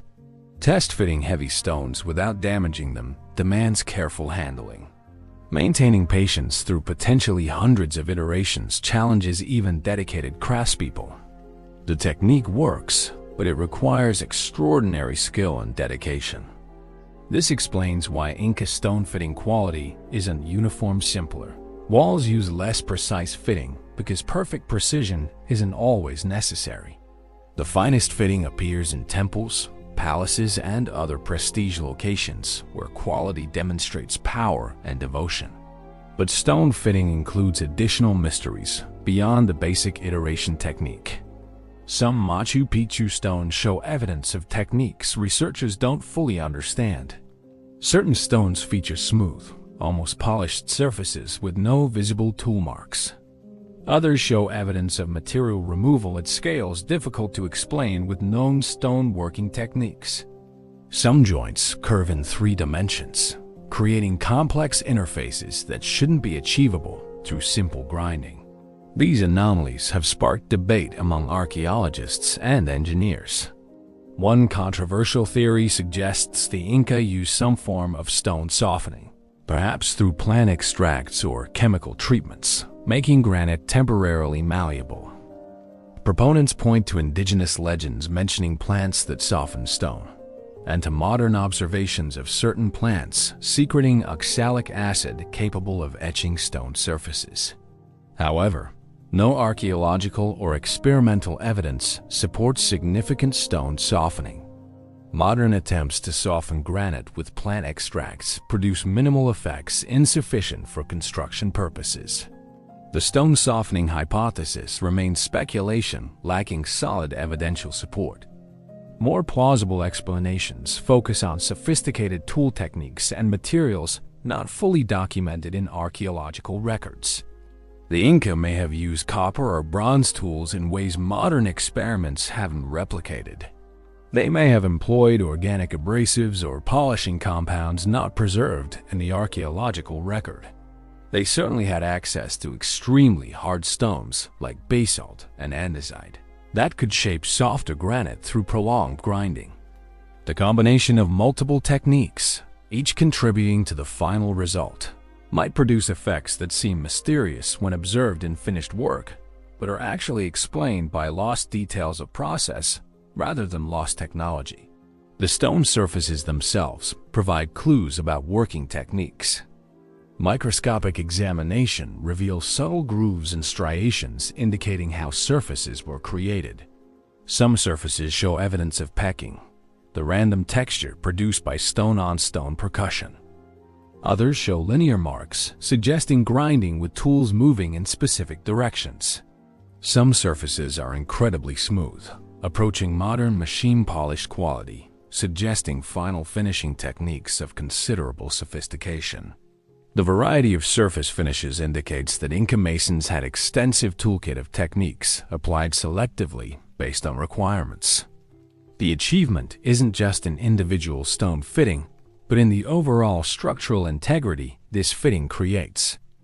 The precisely fitted stones create walls that behave as unified masses rather than assemblies of separate blocks. During earthquakes, entire wall sections move together, distributing stress across all stones rather than concentrating it at joints. This load sharing explains why Inca walls survive earthquakes better than walls with weaker bonding between stones. The precision fitting that looks like aesthetic excess is actually structural engineering ensuring survival. The speed of stone working remains debated. How long does it take to fit a single stone to final precision? Experimental archaeology provides some answers, but with high variability.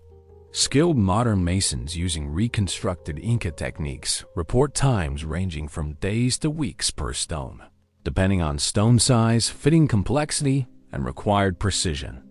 Extrapolating to Machu Picchu's thousands of fitted stones suggests construction timelines measured in decades, which aligns with historical evidence. The city was likely under construction for 20 to 30 years, with work continuing even during the Spanish conquest period until the site's abandonment. The social organization enabling this work represents achievement equal to the technical mastery. Fitting stones individually means construction proceeds slowly, with bottlenecks at the fitting stage. The Inca addressed this by working on many walls simultaneously, spreading skilled masons across multiple locations, while less skilled workers handle stone transport and rough shaping. The coordination required to keep all these simultaneous work fronts, supplied with materials and labor challenges even modern project management. The Inca achieve it through middle labor system, quipu record keeping, and administrative structures sophisticated enough to track resources and personnel across complex multi-year projects. The training pipeline for producing skilled stone fitters represents another impressive achievement. Master masons like Kari begin training as children, apprenticing under experienced craftsmen. They spend years learning to read stone, understanding how different granites behave, developing hand skills for precise tool control, and building the physical strength and endurance needed for this demanding work. By the time they achieve master status, they've invested lifetimes in skill development.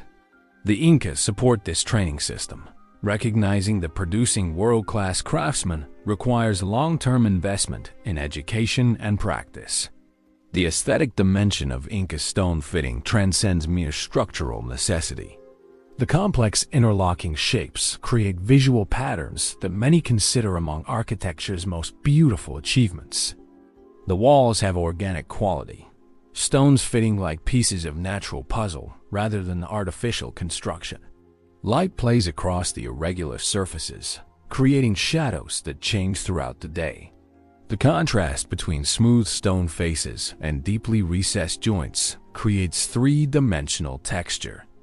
The overall effect combines geometric precision with natural irregularity, human ordering with respect for stone's inherent character. Different Machu Picchu walls display varying quality levels, providing insights into Inca priorities. The Torreon's curved wall, wrapping around a natural boulder, shows exquisite fitting with gaps barely visible.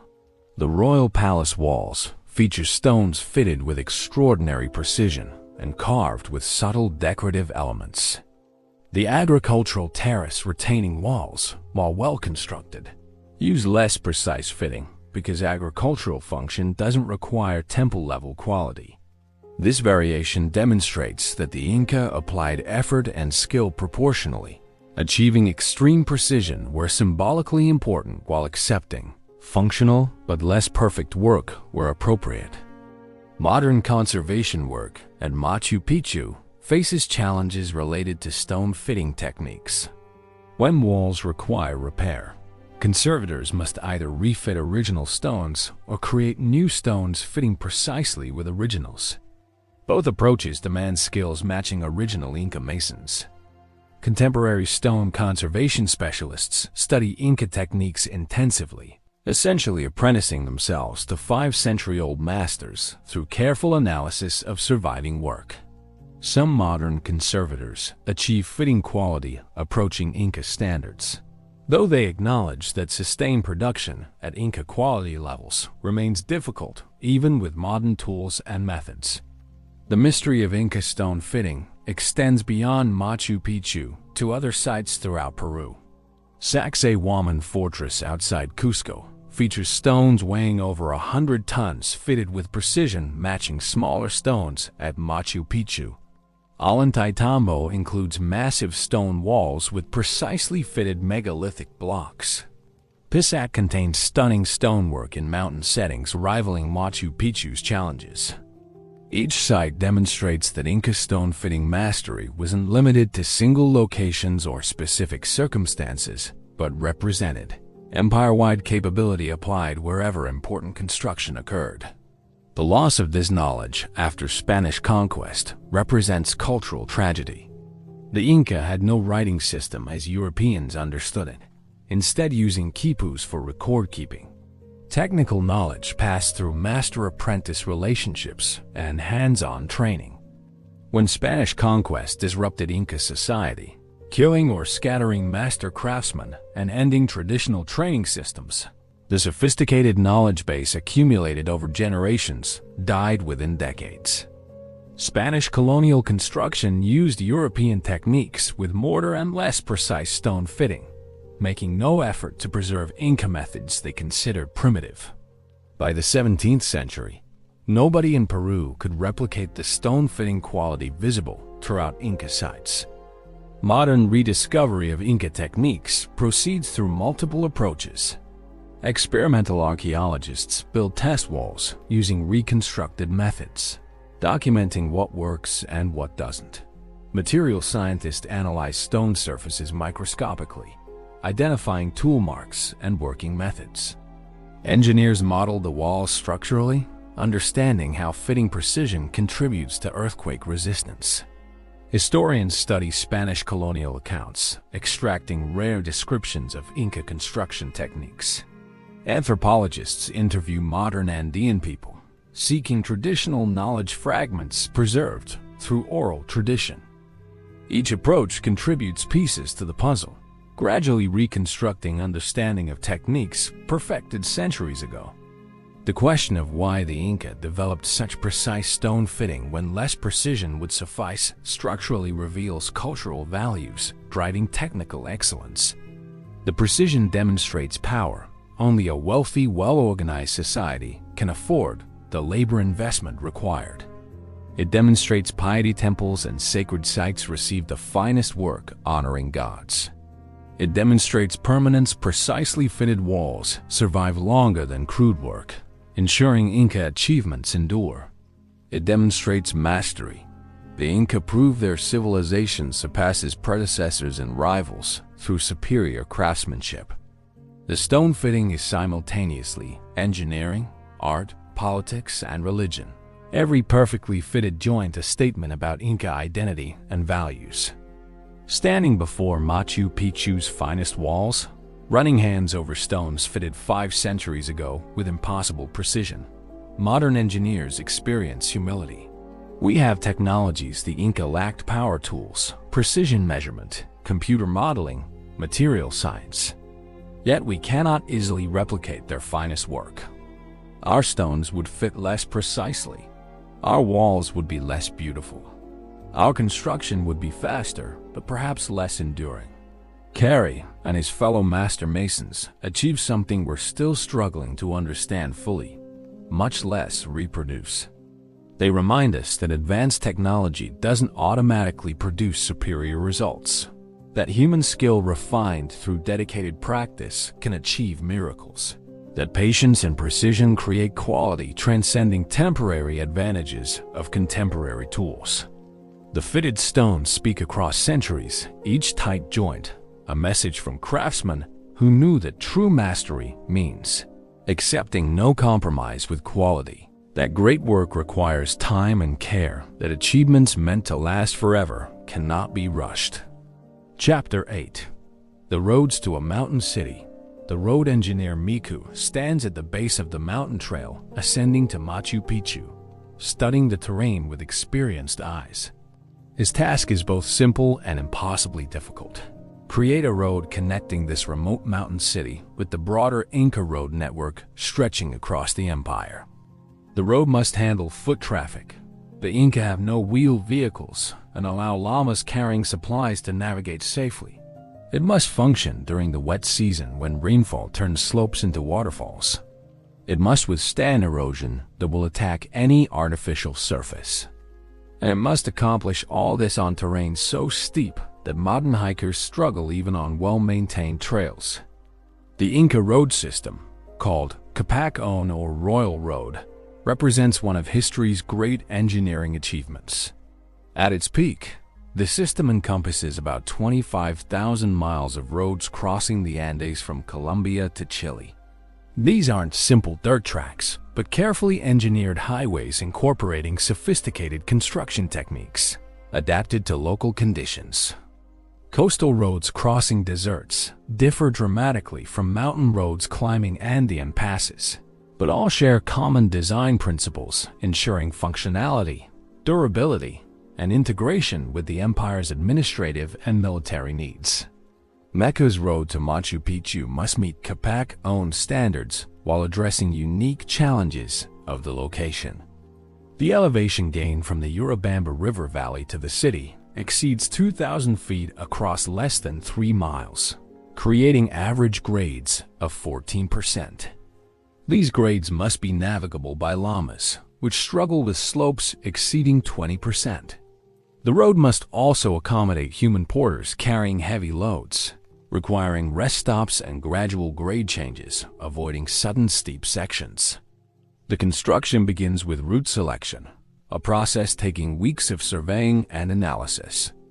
Machu and his team explore multiple potential routes, evaluating each for grade, stability, water crossings, and constructability. They seek routes following natural benches and ridges where possible, avoiding areas prone to rockfall or landslides. They identify locations for rest stops and vista points where travelers can appreciate views while recovering from exertion. The optimal route balances directness with gradual grades, structural stability with maintenance accessibility. Once the route is selected, excavation begins. Workers cut into hillsides, creating level roadbeds on slopes where none existed naturally. The excavation sometimes removes tens of thousands of cubic feet of earth and rock per mile of road, requiring enormous labor investment. The excavated material isn't wasted. Workers use it to build up the downhill side of the roadbed, creating fill that extends the level surface outward from the hillside. The resulting road appears to be carved partially into the mountain while built partially outward from it, a combination cut and fill technique still used in modern mountain road construction. The roadbed receives careful attention to ensure durability. Workers compact the soil or rock surface thoroughly, creating a firm foundation. In areas with stable bedrock, they sometimes carve the roadbed directly into stone, creating surfaces that will never erode. In areas requiring fill, they build retaining walls holding the fill in place, essentially creating miniature terraces supporting the road. The retaining walls use fitted stone construction similar to building walls, ensuring stability under the lateral pressure exerted by fill materials. The road surface varies depending on local conditions and road importance. Secondary roads might have simple compacted earth surfaces. Primary roads receive more sophisticated treatment. Workers place a drainage layer of coarse stone, then cover it with gravel, creating a surface that sheds water while providing good footing. Some sections receive stone paving, flat stones fitted together creating surfaces that resist erosion and provide excellent traction even when wet. The stone paving is particularly common on steep sections where erosion risks are highest. Drainage receives obsessive attention. Water is a road's greatest enemy in high rainfall environments, capable of destroying in hours what took months to build. Machu's team installs sophisticated drainage systems integrated into road construction. Cross drains at regular intervals channel water flowing down the road surface off to the sides, preventing it from accumulating and eroding the roadbed. The road surface is crowned slightly, higher in the middle than at edges, encouraging water to flow to the sides rather than down the center. Stone-lined ditches along uphill edges capture water flowing down hillsides, directing it to cross drains rather than allowing it to flow across the road surface. Steep sections incorporate features addressing both ascent and descent challenges. Stone steps, carefully carved or constructed with fitted stones, create manageable climbing surfaces where grades would otherwise be too steep. The steps are sized for human strides, typically about 8 to 12 inches high and 12 to 16 inches deep, comfortable for walking while carrying loads. Rest platforms interrupt long climbs, providing level areas where travelers can pause without needing to maintain footing on slopes. These platforms often include stone benches and sometimes small structures providing shelter from sun or rain. The road includes impressive stonework at vulnerable locations. Stream crossings require culverts or bridges. Small streams are accommodated with stone-lined culverts running beneath the roadbed, allowing water to pass under the road without eroding it. Larger streams require bridges, sometimes simple structures spanning a few feet, occasionally impressive constructions spanning dozens of feet. The Inca built bridges using stone piers and timber decking, or, for the longest spans, spectacular suspension bridges woven from plant fibers. While no fiber suspension bridges reach Machu Picchu, the terrain doesn't require them. Similar bridges elsewhere in the system demonstrate Inca capability to bridge seemingly uncrossable gorges. Retaining walls where roads cut into steep slopes represent significant engineering achievements.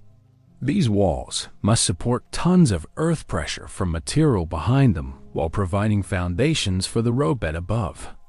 The walls use same trapezoidal profiles and fitted stone construction employed in buildings, creating structures stable under both normal gravity loads and earthquake shaking. Some retaining walls are over 20 feet high, essentially vertical cliffs supporting roadbeds carved from mountainsides. These walls have survived 5 centuries of rainfall, earthquakes, and occasional landslides testifies to construction quality.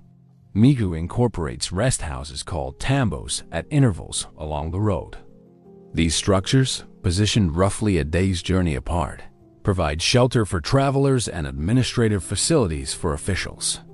The tambos store food and supplies for messengers and military forces, maintain communications along the road, and serve as checkpoints controlling access to important sites. The tambo system transforms the road from simple pathway into comprehensive transportation and communication network, supporting the empire's administration. The road approaching Machu Picchu includes defensive features reflecting the city's status as royal estate requiring protection. Narrow sections create natural choke points where small forces can control access. Stone walls alongside the road in exposed sections provide cover during potential conflicts. The final approach includes a checkpoint where guards can inspect travelers and control entry to the sacred city. These features integrate security with transportation, reflecting the road's dual role as access route and defensive perimeter. Trail markers guide travelers where routes might be ambiguous. Stone cairns mark turns or route choices. In some areas, workers carve directional markers into bedrock. Alongside important sections, the Inca installed distance markers indicating how far travelers have come and how far remains. These markers use quipus or other recording systems allowing administrators to track journey times and calculate supply needs for different routes. The labor required to build and maintain Inca roads is staggering. The road to Machu Picchu alone requires years of work by hundreds of laborers. When multiplied across the entire Capac-owned network, the labor investment rivals that of building all the empire's cities combined. The Inca justify this investment through the road's multiple benefits.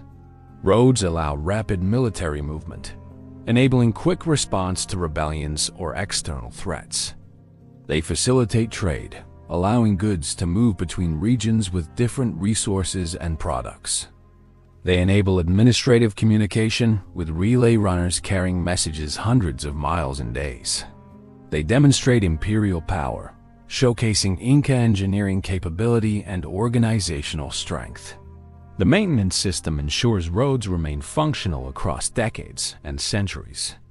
Each region has assigned maintenance responsibilities, with local populations required to maintain road sections within their territories.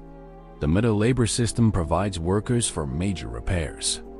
Inspectors regularly survey road conditions, identifying damage requiring attention. This distributed maintenance system keeps the vast network functional with relatively modest central coordination, a testament to Inca administrative sophistication. Modern hikers following the Inca Trail to Machu Picchu walk paths built 5 centuries ago. Large sections of original Inca roads survive, their stone paving and drainage systems still functional. Hikers marvel at construction quality, particularly on steep sections where stone steps and retaining walls demonstrate engineering skills matching modern trail construction.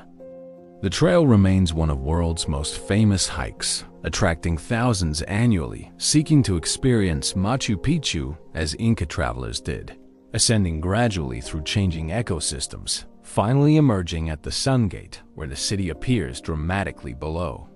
The road to Machu Picchu carries ceremonial significance beyond transportation utility.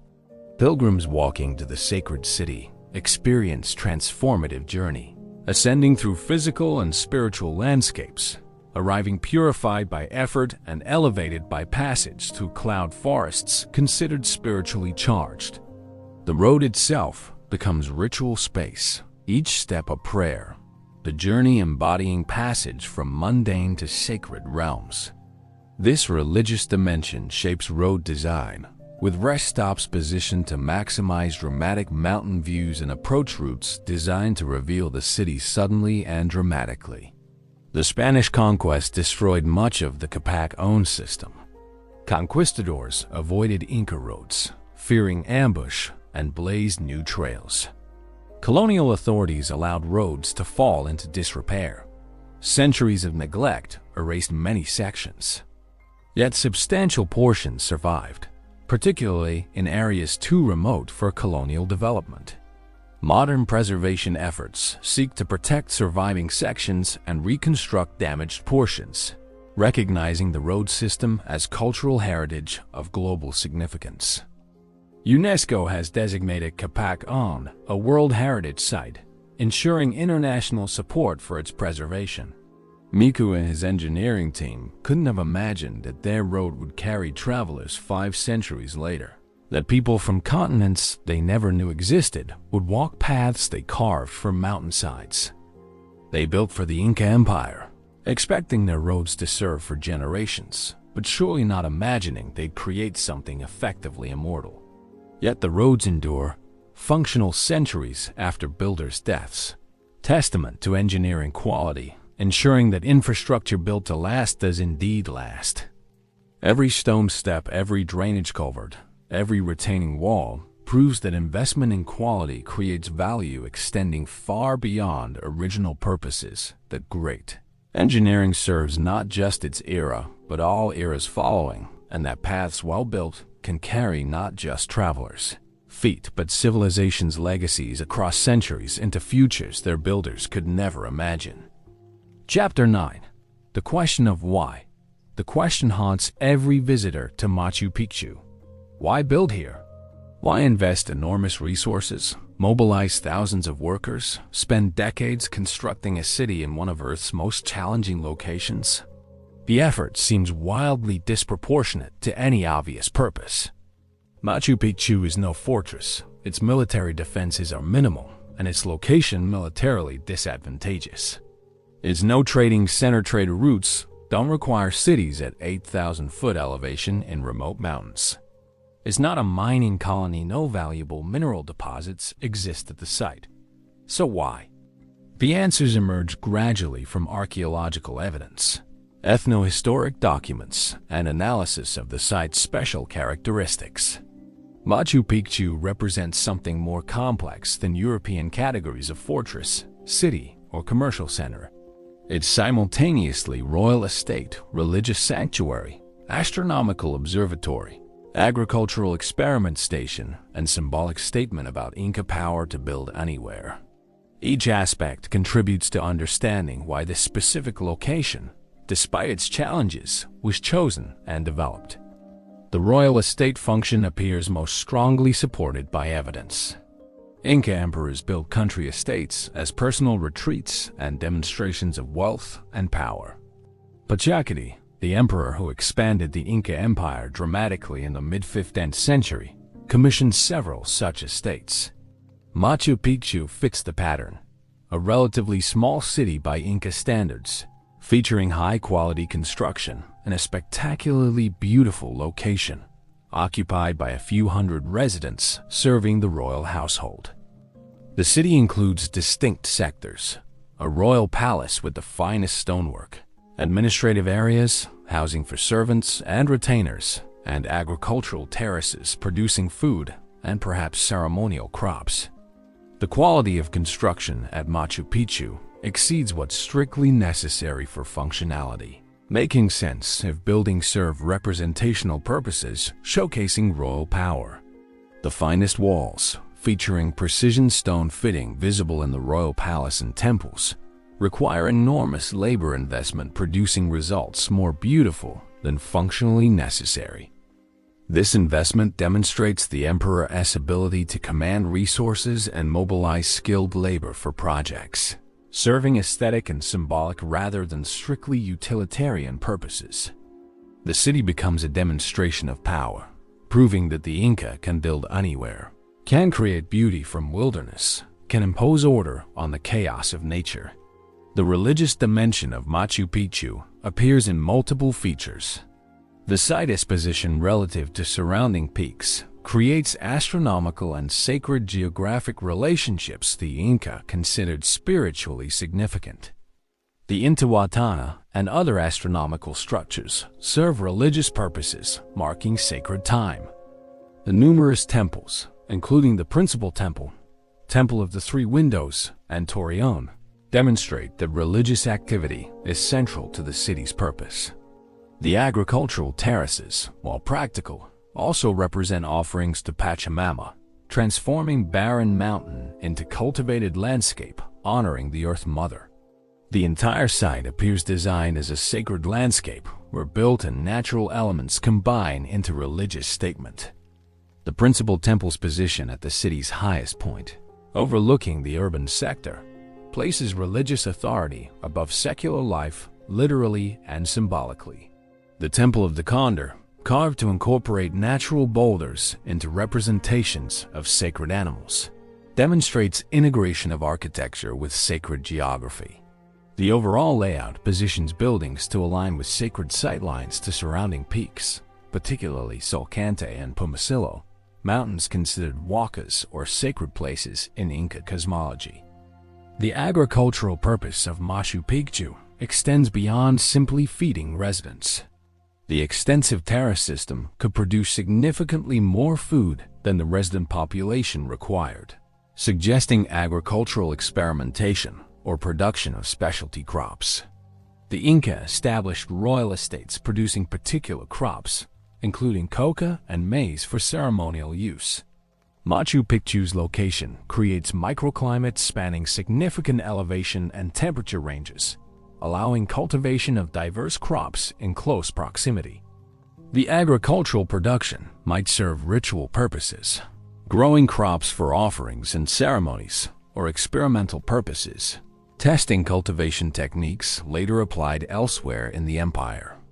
The astronomical observatory function makes Machu Picchu valuable despite remoteness. The site's elevation places it above much of the atmospheric moisture, creating clouds at lower elevations, providing clearer skies for observation. The mountain location provides unobstructed horizon views essential for tracking solar and stellar rising and setting points. The latitude, about 13 degrees south of the equator, allows observation of celestial objects visible from southern and near equatorial positions. Inca astronomers tracking solar movements, lunar cycles, and stellar patterns require observation sites at various locations across the empire. Machu Picchu becomes an important node in this astronomical observation network. The seasonal use pattern suggested by archaeological evidence supports the royal estate interpretation. The city appears to have been occupied primarily during dry season, roughly May through October, when weather is most pleasant and travel between Machu Picchu and Cusco is easiest. During wet season, November through April, occupation decreases though some caretaker population remains. This pattern matches royal estate usage, where the emperor and court visit seasonally for retreats, religious ceremonies, and astronomical observations, returning to Cusco when weather deteriorates.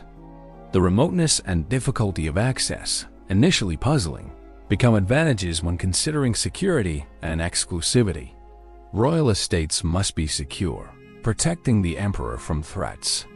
The single-access road to Machu Picchu creates a controlled entry point easily guarded.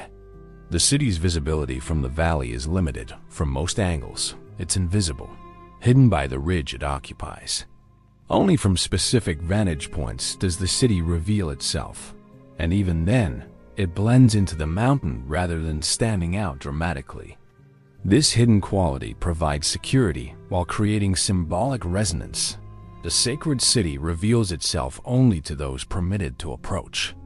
The water supply from reliable mountain springs ensures year-round habitability while creating spiritual significance. Water emerging from earth represents sacred connection to Pachamama, and the springs at Machu Picchu become wakas, sacred places requiring reverence and ceremony. The sophisticated water management system isn't just practical infrastructure, but religious architecture, channeling sacred water through carefully constructed fountains, creating ritual spaces for purification and offering. The abandonment of Machu Picchu shortly after Spanish conquest adds mystery while providing clues about purpose.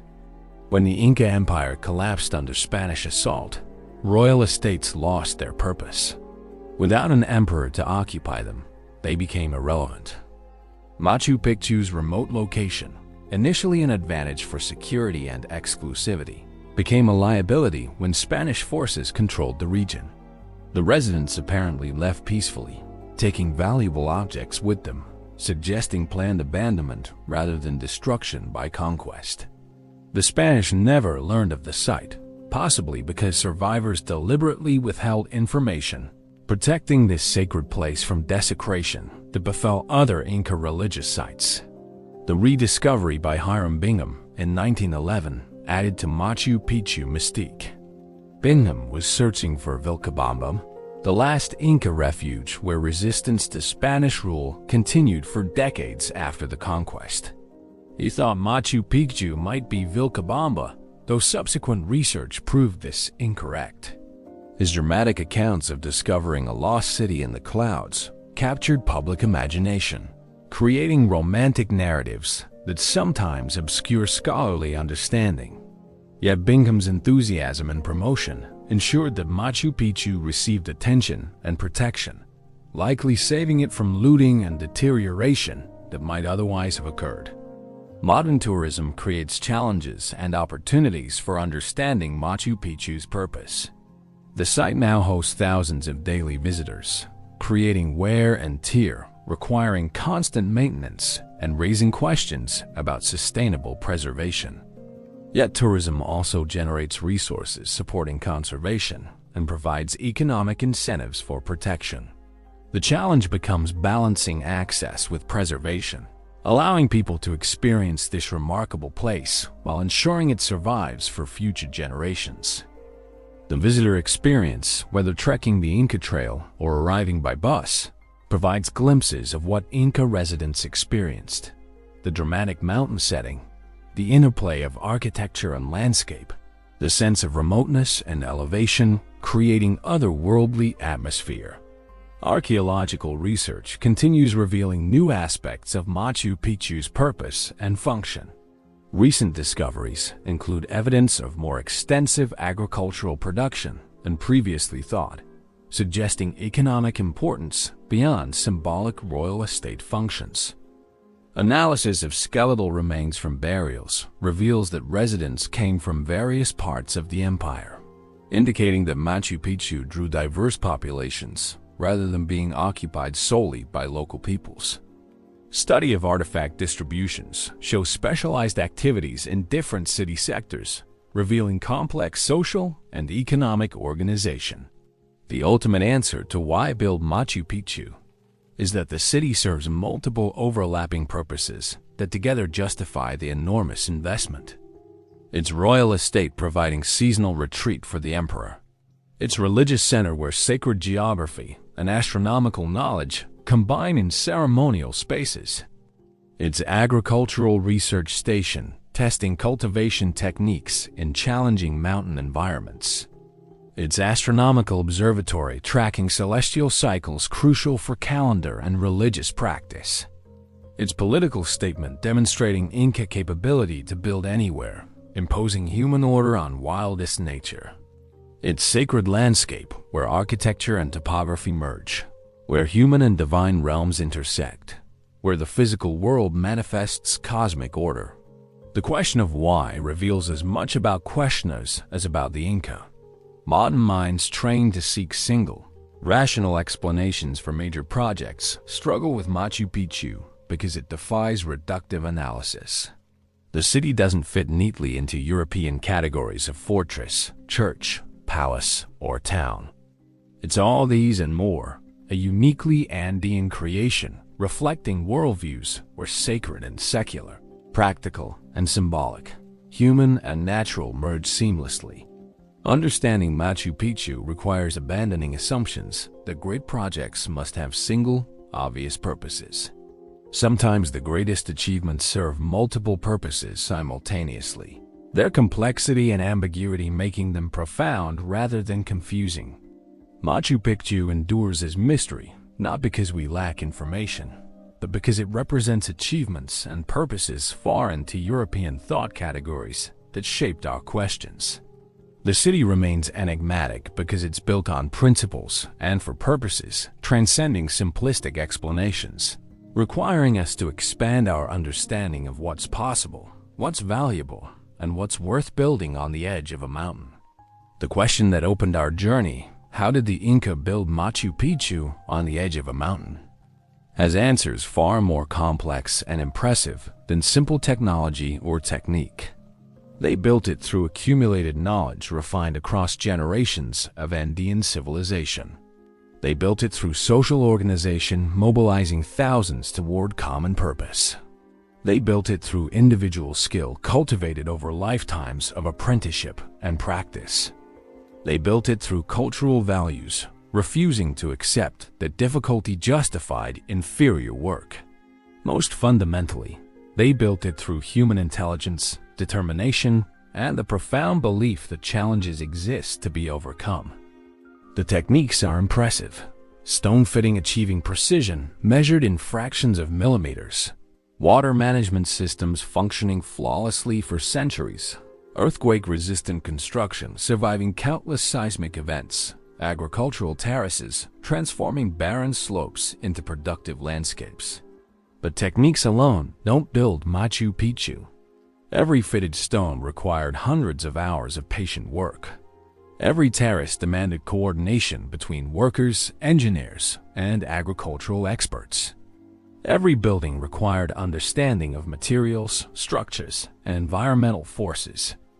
The true achievement isn't any single technique, but the synthesis of knowledge, skill, organization, and persistence, creating something greater than the sum of its parts.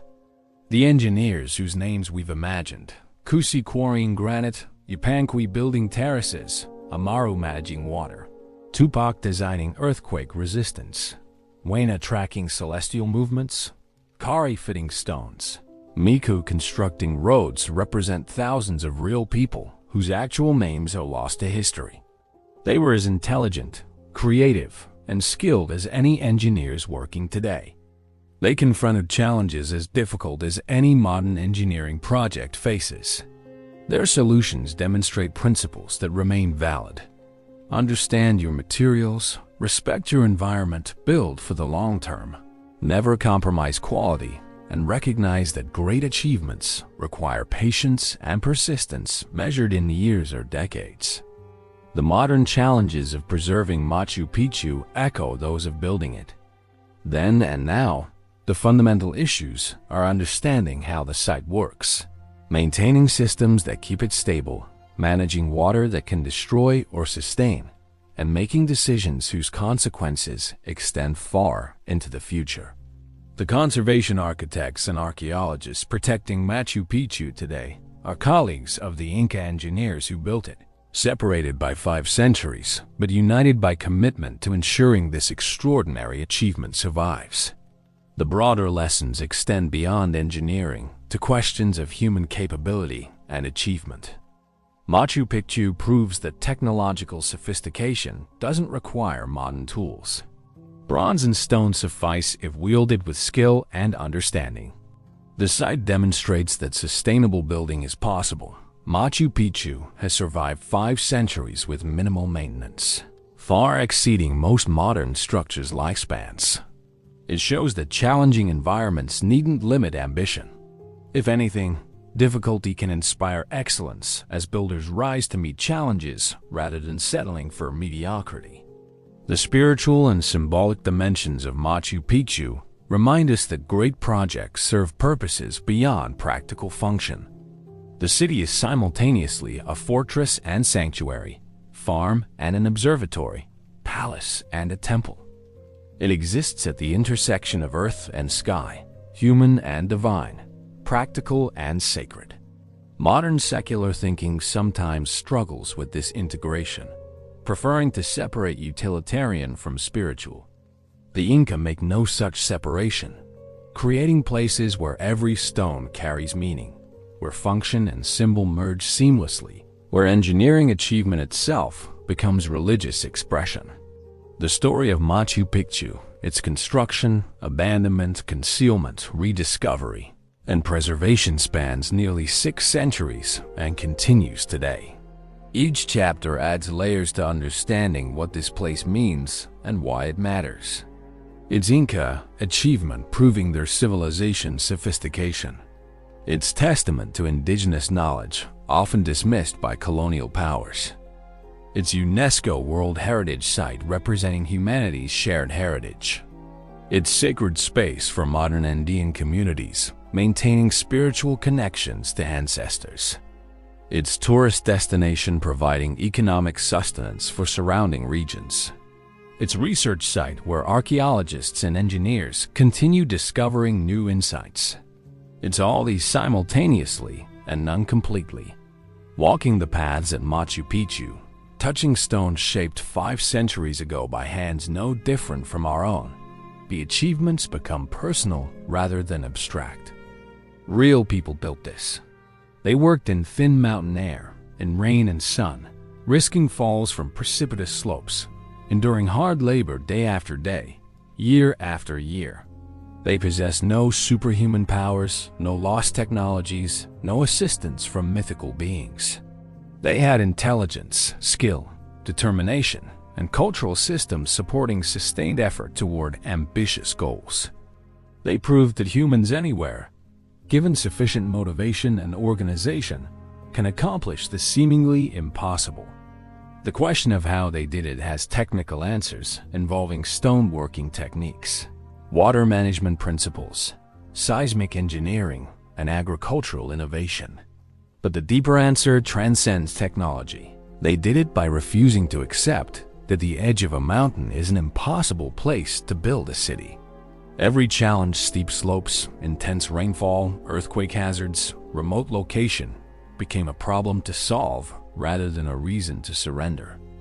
The Inca looked at terrain that others would consider unbuildable and saw opportunity to demonstrate their capabilities, to create something extraordinary, to build for eternity. Machu Picchu endures as one of humanity's supreme achievements precisely because it shouldn't exist. The practical arguments against building here were overwhelming. Yet here it stands, 5 centuries later, hosting millions of visitors who come to witness something that challenges assumptions about what's possible. The terraces still hold soil on slopes that should erode. The walls still stand despite hundreds of earthquakes. The water still flows through channels carved from living granite. The stones still fit with precision defying casual explanation. The city still functions as its builders intended, still inspires as they hoped, still proves that human achievement has no limits save those we impose through lack of vision, commitment, or courage. The engineers who built Machu Picchu couldn't have imagined their work becoming one of the modern world's wonders, a place people travel thousands of miles to see, a symbol of human ingenuity recognized globally. They built for their emperor, their gods, their civilization. They built to demonstrate Inca power and skill. They built because building magnificently was their culture's aspiration and pride. That their achievement transcends its original purposes, speaking across cultures and centuries to everyone who encounters it proves something profound. Excellence in any age becomes excellence for all ages, quality endures, and human achievement at its finest belongs not to the culture that creates it, but to all humanity forever. Machu Picchu stands today not as a relic of dead civilization, but as living proof that when humans combine intelligence, skill, determination, and vision, we can build anything anywhere, can overcome any obstacle, can create wonders that inspire generation after generation to reach beyond what seems possible, toward what might become real if we dare to try.